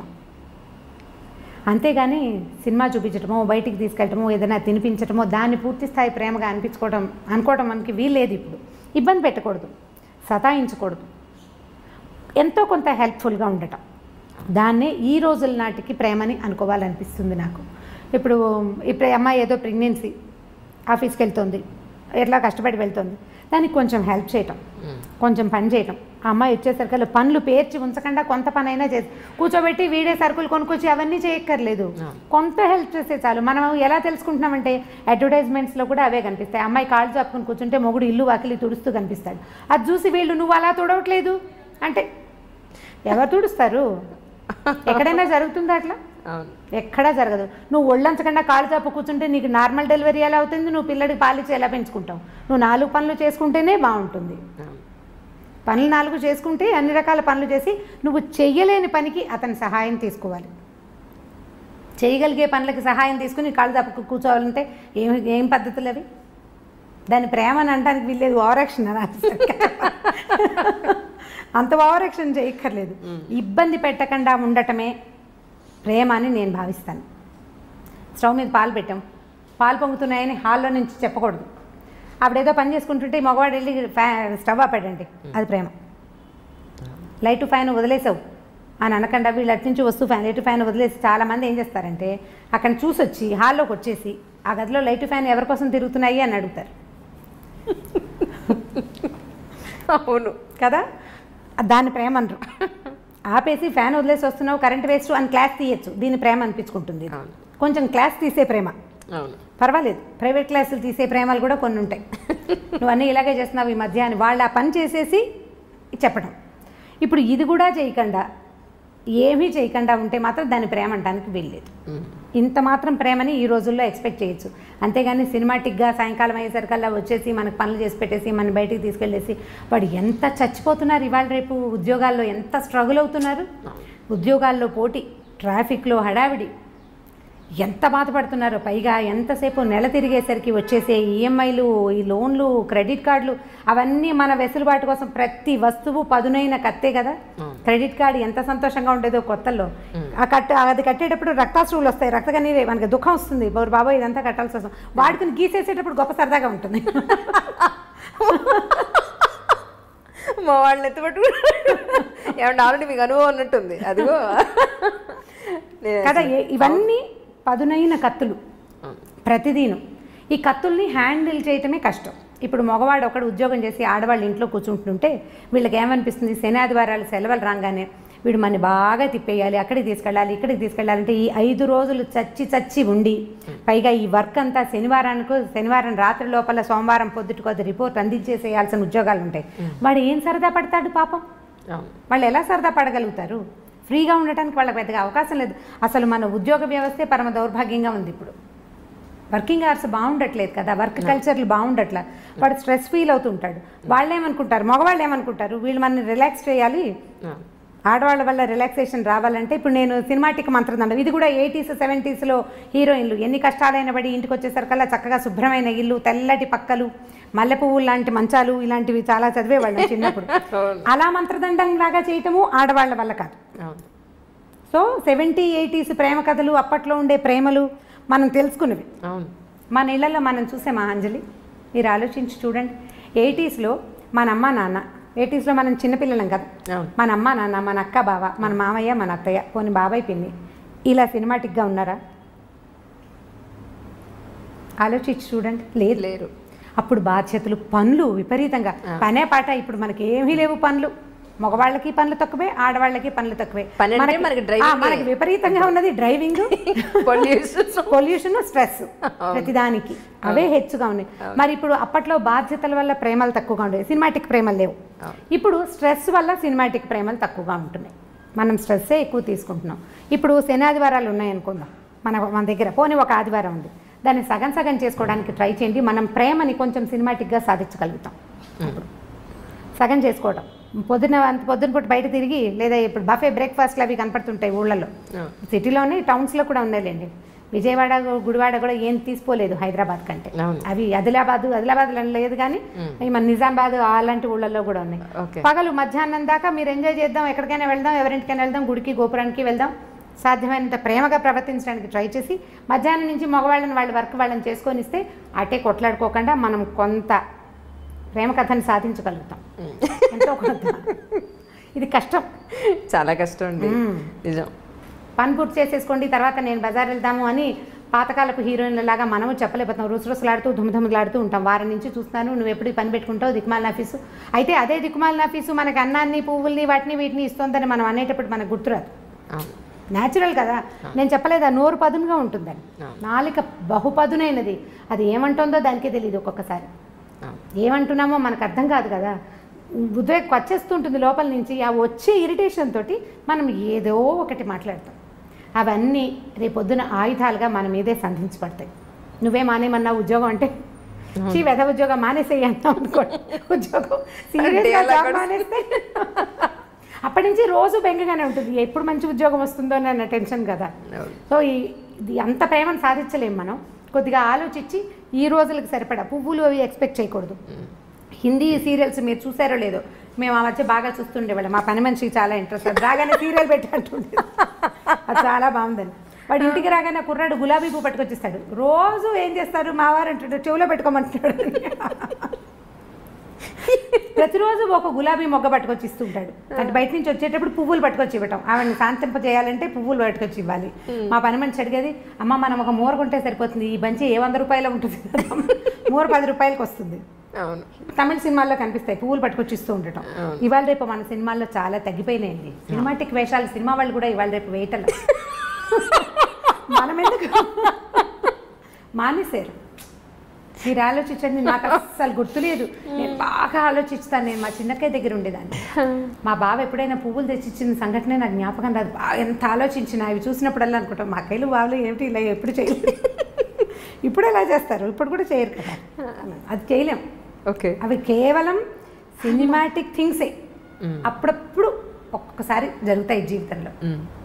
బట్ సినిమా అదే ఇప్పుడు మన దగ్గర అయితే క్యాండిల్ లైట్ డిన్నర్కి తీసుకెళ్తాము, డిన్నర్లకు తీసుకెళ్ళి ఇంకెక్కడికో తీసుకెళ్తాము, ఇంకేదో చేయటం. ఆల్ సినిమాటిక్ యూనో, అంతే. నిజంగా అండి. అవి ఒకవేళ అవి చేసినా కూడా ఏమిటో విచిత్రంగా విడ్డూరంగా జరగకూడని సంఘటన ఏదో జరుగుతున్నట్టు అలా అనిపిస్తుంది. నిజంగా రాము గారు చాలా సంతోషంగా ఉంది. ఏంటంటే ప్రతి మనిషి జీవితంలో వచ్చి వెళ్ళే ప్రతి సంఘటన మనం ఆల్మోస్ట్ పుట్టినప్పటి నుంచి పెళ్ళై వృద్ధాప్యం వరకు అన్నీ మాట్లాడుకున్నాం. ఎన్నో తెలియని విషయాలు. మీరు వృద్ధాప్యం విషయాలు మాట్లాడలేదు. ఇప్పుడు ఉంది, ఇప్పుడు ఉంది, అదొక్కటే ఉంది, అదొక్కటే పెండింగ్ ఉంది. వృద్ధాప్య విషయంలో మాట్లాడాలి. యాక్చువల్లీ పిల్లలు పెద్ద అయిపోయి ఒక కపుల్కి పెళ్ళైన తర్వాత పిల్లలు వాళ్ళ చదువులు వాళ్ళ ఉద్యోగాలు పెళ్ళిళ్ళు అయిపోయి వాళ్ళు వెళ్ళిపోయాక మళ్ళీ అల్టిమేట్గా మిగిలేది ఈ పేరెంట్స్ ఇద్దరే, వైఫ్ అండ్ హస్బెండ్స్ ఇద్దరే. వృద్ధాప్యంలోకి వచ్చేసి ఒక 60-70 ఏళ్ళలోకి ఎంటర్ అయిపోయిన తర్వాత వీళ్ళు ఎక్కడో ఉద్యోగాల నుండి పొరపాటున వీళ్ళ ప్రాణం పుట్టుకుమంటే వాళ్ళు వచ్చేంత వరకు ఉండే ఈ వెయిటింగ్ చాలా బాధగా ఉంది రమ్మగారు. చాలా చాలా అసలు తలుచుకుంటే భయం ఇస్తుంది నిజంగా. రాణపల్లి గారు ఇష్యూలో ఆయన నాకు ఇంటర్వ్యూ ఇస్తాను ఒక 10 రోజుల క్రితమే మాట్లాడాను ఆయనతోటి. ఇంకా చాలా నీరసంగా ఉంది అంజలి, ఇంకొక 10 రోజుల్లో చేద్దాం అన్నారు ఇంటర్వ్యూ. తనికెళ్ళ బండి గారు అదే అన్నారు, ఆయన చనిపోయారమ్మా, ఇంటర్వ్యూ అవ్వలేదు కదా, చేస్తుంటే మాత్రం నీదే ఆఖరి ఇంటర్వ్యూ అయి ఉండేది. ఇప్పుడు వాళ్ళ అమ్మాయి కోసం ఎదురు చూపులు, ఆయన బాడీని మార్చరీలో పెట్టాం, ఆ అమ్మాయి రావాలి, ఈయన అంత్యక్రియలు జరగాలి అని. ఎన్ని రోజులు వెయిట్ చేస్తారో ఏమో మరి నాకు తెలియదు, కానీ 2 లేదా 3 రోజులు. చాలా బాధగా ఉంది. ఈ అమెరికాలో ఫారిన్ కంట్రీస్లో సెటిల్ అయ్యే పిల్లల పేరెంట్స్ అందరి దుస్థితి అదే. ఇప్పుడు ఇదివరకు అనేవాళ్ళు ఎలా బతికేమనేది కాదు, ఎలా పోయామనేది ఇంపార్టెంట్.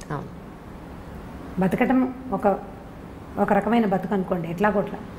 ఈ చనిపోయిన తర్వాత అసలు ఇలాంటి మాటలు మాట్లాడడానికి కూడా కష్టంగానే ఉంటుంది. వాళ్ళ పిల్లలు రాలేదు అంటే ఆ బాడీని ఇంట్లో పెట్టుకునేందుకు, వాళ్ళు చివరి క్షణం దాకా జీవించిన ఇంటికి ఇక దాన్ని ఉంచకూడదు. ఇలాంటి దుస్థితి ఎవరికి రాకూడదు అనిపిస్తుంది. మా కజిన్స్లో, చుట్టాల్లో, చుట్టుపక్కల ఎదురుగుండా ఇళ్లలో అసలు మేము ఉన్న లైన్కి, రాళ్లపల్లి గారి ఇంటి పక్కనే బిల్డింగ్లోనే ఉండేది. ఈ ఎదురుగుండా లైన్ అసలు వృద్ధాశ్రమాలు అంజలి. అవి అందరి ఇళ్లలోనూ ఓన్లీ పెద్దవాళ్లే ఉన్నారు. పిల్లలందరూ ఫారిన్లో సెటిల్ అయ్యారు. ఈ పెద్దవాళ్ళు ఓపికగా ఉన్నన్నాళ్ళు సంవత్సరం వెళ్ళొస్తూనే ఉంటారు. 6 నెలలు ఉండొస్తారు, 6 నెలలు ఇంటికి వచ్చి ఇక్కడ ఉంటుంటారు. ప్రతి సంవత్సరం లేదా సంవత్సరం 2 ఏళ్ళు ఉండిపోయి మధ్యలో ఎప్పుడో ఇక్కడికి వచ్చినప్పుడు వీళ్ళల్లో ఒకళ్ళు పోతే రెండో వాళ్ళ పరిస్థితి వర్ణనాతీతం. వీళ్ళు ఏం చేయాలో తెలీదు, ఇక్కడ ఎవ్వరు ఉండరు, ఏ ఆసరా ఉండదు. ఇలాంటప్పుడే కదా మోరల్ సపోర్టు, పిల్లల సపోర్టు కావాలి. ఒంటరిగా దిక్కులేని పక్షుల్లాగా అయిపోతారు. వాళ్ళు వచ్చేదాకా ఈ బాడీ, ఈ శరీరాన్ని ఇంట్లో ఉంచలేం కదా, ఉంచే అవకాశం లేదు. అసలు మార్చురీలు ఎందుకున్నాయిరా అనిపిస్తే ఇగో ఇలాంటి దానికోసం ఉన్నట్టు అనిపిస్తుంది. వీళ్ళని అక్కడ ఉంచటం, ఈ రెండో రోజుకే సాయంకాలానికే అవసరం మారిపోతుంది కదా మన పరిస్థితి. ఈ మారిపోయే పరిస్థితిని అవాయిడ్ చేయడానికి అక్కడెక్కడో పెడితే కనీసం పోయినప్పుడు ఒక ఇద్దరు వాళ్ళ పక్కన కూర్చొని ఏడ్చే పరిస్థితి కూడా లేదు కదా, అది కూడా లేదు. వీళ్ళు ఇంట్లో ఉండిపోతారు. కానీ వీళ్ళు ఏడిస్తే వీళ్ళని ఓదార్చడానికి కూడా ఎవరు మనుషులు లేరు, పిల్లలు లేరు, ఎవరో వస్తారు చుట్టాల పక్కలు ఉన్నవాళ్ళు. మా ఎదురింట్లో చూశాను నేను ఇలాంటిదే. రాళ్ళపల్లి గారు పాపం ఆయన అక్కడ దిగి కారెక్కి వెళ్తుండేవారు ఎక్కడికైనా. నాకేం ప్రత్యక్షంగా వారితో పరిచయం లేదు, కానీ పక్కనే కదా బిల్డింగ్, దిగి వస్తుంటే చూస్తుండేవాళ్ళు. ఇప్పుడు వాళ్ళ అమ్మాయి వచ్చేదాకా ఆగాల్సిందే. ఎవరైనా ఇదే పరిస్థితి. ఈ అమ్మ నాన్నలు పెద్దవాళ్ళు అయ్యాక ఫారిన్లో సెటిల్ అయ్యే పిల్లలు ఆలోచించాలి దీని గురించి అనిపిస్తుంది నిజంగా. ఇప్పుడు వాళ్ళు పిల్లలు ఒక చోట ఉంటారు, వాళ్ళ పిల్లలు కూడా రేపు ఒక చోట. అంటే దీనికి పెద్ద ఇంపార్టెన్స్ ఇవ్వని మనస్తత్వాలు ఉన్నాయి అనుకోండి, అదేం పెద్ద ఇదేం కాదు. కానీ మనము ఆ స్థితిలోకి వచ్చాక కానీ కొన్ని విషయాలు మనకు అర్థం కాదు. మనం ఆ పరిస్థితిలోకి వెళ్తే కానీ అర్థం కాదు మనకి. ఇప్పుడు అర్థమయ్యాక మనం చేతులు కాలేక ఆకులు పట్టుకున్నట్టుగా అప్పుడు ఇంకా చేయగలిగేది ఏమీ లేదు కదా. కొంచెం ఆ పేరెంట్స్ పెద్దవాళ్ళు అయితే పిల్లలు ఇండియాలో ఉండి అంటే లేదా వాళ్ళు ఎక్కడుంటారు అక్కడే ఉండటం, లేదా వీళ్ళని తమ దగ్గరే ఉంచుకోవటం లాంటిది ఏదైనా చేస్తే బాగుంటుందేమో అనిపిస్తుంది. వీళ్ళు అక్కడ ఇమ్మడలేకపోతారు పాపం, వీళ్ళు అక్కడ ఉండలేకపోతారు. వీళ్ళ ఎన్వైర్న్మెంట్ ఒక అలవాటు పడి ఉంటాం కదా, ఇది అందుకని వీళ్ళు ఇక్కడ ఉండటం, వాళ్ళు బయట ఎక్కడో ఉండటం. ఇవి బయట కంట్రీస్లో సెటిల్ అవ్వటం పిల్లలంటే ముందంతా భలే సరదాగా ఉంటుంది. అంటే వీళ్ళు నడి వయసులో ఉండగానే పిల్లలు బయటకు వెళ్ళిపోతారు, రకరకాల వస్తువులు పంపిస్తారు, బోల్డ్ డబ్బు వస్తుంది. అంతకుముందు చిన్న డబల్ బెడ్రూమ్ ఇళ్లలో ఉండేవాళ్ళు పెద్దగా లావిష్గా పెద్ద పెద్ద ఇళ్ళు కొనుక్కుంటారు, ఓ వంట మనిషిని పెట్టుకుంటారు. చాలా ఇళ్లలో కనపడుతుంది సహాయానికి. అక్కడి నుంచి ఓ పని మనిషిని ఎవరినో పెడతారు, అక్కడికి ఇక్కడికి ట్రిప్పులు వెళ్ళొస్తారు, పిల్లలు ఫ్లైట్లు బుక్ చేసేస్తారు, వెళ్తూ ఉంటారు. ఓపిక సడలని అంతకాలము బాగుంటుంది, చాలా ఎంజాయ్ చేస్తారు జీవితాన్ని పిల్లలు. బయట అందరూ కాదు, 80% ఇళ్లలో జరుగుతుంది ఇట్లా. కొన్ని ఎక్సెంటిస్ ఏవో చిత్రమైన కేసులు జరుగుతాయి, అసలు పట్టించుకొని కొడుకులు ఉన్న వాళ్ళు కూడా కనిపిస్తుంటారు, కానీ లోక సహజంగా జరిగేది. వీళ్ళ ఓపిక తగ్గి ఈ ఇద్దరిలో ఒకళ్ళు దాటిపోయే స్థితి వచ్చినప్పుడు అప్పుడు వస్తుంది సమస్య. కరెక్ట్. ఇప్పుడు ఇంతకాలం ఎంజాయ్ చేసి పిల్లల్ని ఏమంటారు, మీరు మమ్మల్ని వదిలిపెట్టి వెళ్ళిపోయారు, దూరాన్ని ఉన్నారు అని అనలేకపోతారు. వాళ్ళ కోసం వీళ్ళు వెయిట్ చేయాల్సే వస్తుంది. ఇప్పుడు ఒక మంచి ఒక చెడు అవునండి పక్కపక్కనే ఉంటాయి కదా. ఈ పక్కపక్కనే ఉండటంలో ఈ పిల్లలు ఫారిన్ కంట్రీస్లో ఉండటం, భార్యాభర్త ఇక్కడ మిగిలిపోవటం ఒక లైన్గా జరిగిపోతూనే కనపడుతుంది. అసలు ఇదివరకు ఎక్కడో అక్కడక్కడ కనపడేది, ఇప్పుడు ప్రతి ఆల్టర్నేట్ ఇంట్లోనూ ఒక సమూహంలో సగానికి పైగా ఇలాంటివే ఉన్నాయి. మా అక్కయ్యల పిల్లలు కూడా మగ పిల్లలు ఫారిన్లో ఉన్నారు. మా పరిస్థితులు కూడా అదే. కొన్నాళ్ళు పోయాక మేము కూడా అదే లైన్లోకి వెళ్తామని అనిపిస్తుంటుంది. మా అక్కయ్యలు పెద్దవాళ్ళు కొంచెం చాదస్తంగా కాస్త ధోరణిగా బిహేవ్ చేస్తే ఓ 10 ఏళ్ళు పోయాక నేను కూడా ఇంతేనేమో అనిపిస్తుంది. 10 ఏళ్ళు అలాగే అవుతాం కదా. ఇప్పుడు మీరు పై వాళ్ళని చూసే అవకాశం లేకపోతే చాలా నేర్చుకోలేము అంజలి. మన ముందు తరాన్ని ఫ్రీక్వెంట్గా చూసే అవకాశం ఉంటే మనం జీవితాన్ని చాలా తెలుసుకోగలుగుతాం, చాలా నేర్చుకుంటాం, ఎక్కువ తెలుస్తుంది. ఇప్పుడు నాకు ఎక్కువ తెలియటానికి కారణం నా ముందున్న తరాలన్నీ నాకు క్లోజ్గా ఉండటమే. నాకు అదొక అదృష్టమే. ఇందులో ఒక చిన్న మైనస్ పాయింట్ ఏంటంటే వాళ్ళ వృద్ధాప్యాన్ని చూస్తూ 10 ఏళ్ల తర్వాత నేను కూడా ఇంతేనని నాకు రోజు గుర్తు వస్తూ ఉంటుంది అన్నమాట. నాకు తెలుస్తూ ఉంటుంది, ఓ 10 ఏళ్ల తర్వాత, ఒక 15 ఏళ్ళ తర్వాత నేను కూడా ఇలాగే అవుతాను, నేను ఇంతకే వెళ్తాను, ఇందులోకే వెళ్తాను. మామూలు జనాలకు ఆ అవకాశం ఉండదు, పెద్దగా తెలుసుకోరు, సరదాగా తిరిగేస్తూ ఉంటారు. ఎవరన్నా పెద్దవాళ్ళు కనిపిస్తే వాళ్ళు సీనియర్ సిటిజన్స్గా తోస్తారు. నాకు సీనియర్ సిటిజన్స్ అనిపించదు, మాకు అక్కయ్యలాగానే తోస్తారు, అదే అలవాటు కదా. వీళ్ళని చూసి చూసి వచ్చింది 10 ఏళ్ళు పోయాక. ఇప్పుడు మా అబ్బాయిలే నాకు చెప్తారమ్మా 10 ఏళ్ళు పోయాక నువ్వు విజయబెద్దం లాగా అయిపోతావు, ఇప్పుడే చంపేస్తున్నావు నువ్వు. ఇలా అవుతూ మన జీవితాలు కూడా ఇందులోకి వెళ్ళవలసిందే. మనం తెలుసుకోవాల్సింది ఏంటంటే ఇవాళ యంగ్, ఎనర్జెటిక్గా, శుభ్రంగా, బ్రహ్మాండంగా, చాలా దృఢంతో ఉన్న మనము రేపొద్దున వెళ్ళే దారి మన ముందున్న దారే కానీ కొత్త దారి ఏది కాదు. అసలు సృష్టిలో కొత్తది లేదు, ఏది లేదు. ఇప్పుడు మనం ఒక విశృంఖలమైన ప్రపంచాన్ని చూస్తున్నాం. మనని చూసినప్పుడు మన పేరెంట్స్ కూడా ఇలాగే అనుకున్నారు, ఏమిటో మారిపోతున్నారు పిల్లలని. మన అమ్మా నాన్నలు అంటే ఇప్పుడు మా అమ్మా నాన్నలు చేయలేదు, కానీ సాధారణంగా మన ముందు తరంలో ఉన్న అమ్మా నాన్నలు పల్లెటూళ్ళు వదిలిపెట్టేసి టౌన్లకి వాటికి గవర్నమెంట్ ఉద్యోగాలకి వస్తున్నప్పుడు వాళ్ళ ముందు తరం కూడా అలాగే అనుకుంది, రోజులు మారాయి అన్నమాట ప్రతిసారి ప్రతి తరం తర్వాత పునరావృతం అవుతూనే ఉంటుంది, తిరుగుతూనే ఉంటుంది ఆ మాట. దాని నుంచి మనం తప్పించుకోలేకపోతాం. ఇప్పుడు మరీ పెరిగింది, రేపొద్దున ఇంకా పెరుగుతుంది. పాతదారిని పట్టడం మన వల్ల అవ్వదు, పాతదారిని వదలలేకపోవటం మాత్రం మన వల్ల అవుతుంది. మనం ఏం చేస్తామంటే మనకి బాగా నచ్చిన విషయాలు కొత్తవి తీసేసుకుని మనకు నచ్చనివి పాత రోజులు బాగున్నాయి అని చెప్తూ ఉంటాం. మనకి ఏది ఇష్టం లేదో ఇదివరకు మేము అలా చేసేవాళ్ళం కాదంటాం, కానీ మనం ఇదివరకు చేయనివి చాలా చాలా చాలా చాలా చాలా చాలా మన జీవితంలో తుడిచేసుకున్న లోపలికి వచ్చేసినాయి అంతే. తలంటి పోసుకోవటం దగ్గర నుంచి ఎక్కడున్నాయి అసలు కుంకుడుకాయలు ఎక్కడున్నాయి చెప్పండి. ప్రతిదీ మన తిండి, మన బట్టలు, మన అలవాట్లు, మన విధానాలు, మన ఇళ్ళు, మన వాకిళ్ళు, ప్రతి విషయం పండగ వచ్చినప్పుడు మనకి సీరియస్గా గుర్తొస్తుంది, ఈ పండగ నాడు మా ఇదేదో చెయ్యాలి అని. ఆ ఒకరోజు తర్వాత మర్చిపోతాం. కొంతమందికి పండగలు కూడా గుర్తురావు. పండగ ఇప్పుడు బాగా గుర్తు ఎలా వస్తుంటే టీవీలలో హోరెత్తిపోతూ ఉంటాయి కాబట్టి పండగలు గుర్తొస్తాయి. అవి బాగా ఉపయోగపడుతున్నాయి, ఆ విషయంలో మాత్రం బాగా ఉపయోగిస్తున్నాయి. ఇది మంచిగా చెడు అంటే మంచి చెడు కూడా అన్ని పదునైన కత్తులే కదా, ప్రతిదీ పదునైన కత్తే. ప్రతి దాన్ని మనం జాగ్రత్తగా వాడుకోవాల్సిందే అంతే. మిమ్మల్ని ఇలా కలవడం, మీతో ఇలా మాట్లాడడం, ఎన్నో తెలియని విషయాలు తెలుసుకోవడం చాలా చాలా సంతోషంగా ఉంది రమ్మగారు. నిజంగా థ్యాంక్ యూ సో మచ్. మిమ్మల్ని ఇబ్బంది పెట్టాను, దయించి ఏమీ అనుకోవద్దు. అంటే ఇప్పుడు మీరు మర్యాదగా మాట్లాడుతున్నారు కానీ తెలియని విషయాలు నేనేమైనా చెప్పానా? చెప్పారు డెఫినెట్గా చెప్పారు. అలా అనిపిస్తుంది. అంటే నాకు అనిపించింది ఏంటంటే ఇంట్లో మీలాంటి పెద్దవాళ్ళు, మెచ్యూరిటీ ఉన్న పెద్దవాళ్ళు, అనుభవం ఉన్న పెద్దవాళ్ళు ఉంటే చాలా సంసారాలు బాగుపడతాయి అనేది ఒకటి. సమస్యలు పెద్దవి కాకుండా ఒక స్టేజ్కి వచ్చి కనీసం మనం తుంచేయగలుగుతాము అనేది ఒకటి నాకు బాగా అర్థమైంది. ఉండాలి మీలాంటి వాళ్ళు, ఇంటికి ఒకళ్ళు ఉండాలి. అది మనస్ఫూర్తిగా కోరుకుంటున్నాను. చాలా సంతోషం మనల్ని కలవడం. థ్యాంక్ యూ అండి. Thank you so much once again. నమస్తే. అంటే ఐ డ్రీమ్ని ఎప్పుడు డ్రీమ్స్ కూడా చేయలేదు నేను, అనుకోలేదు, నాకు తెలియదు కూడా. ఒక 10-11 నెలల్లో నేను ఇలాంటి స్టేజ్కి వస్తానని నేను ఊహించలేదు. అంటే నేను లేట్ లతీఫ్ననే చెప్పాలి. చాలా పెద్ద వయసు వచ్చాక నాకు లైమ్ లైట్లోకి, అంటే ప్రజల్లోకి వెళ్ళే అవకాశం కుదిరింది నిజంగా. ఇప్పుడు ఒక సుమన్ టీవీ లేకపోతే వచ్చేదాన్నే కాదు నేను.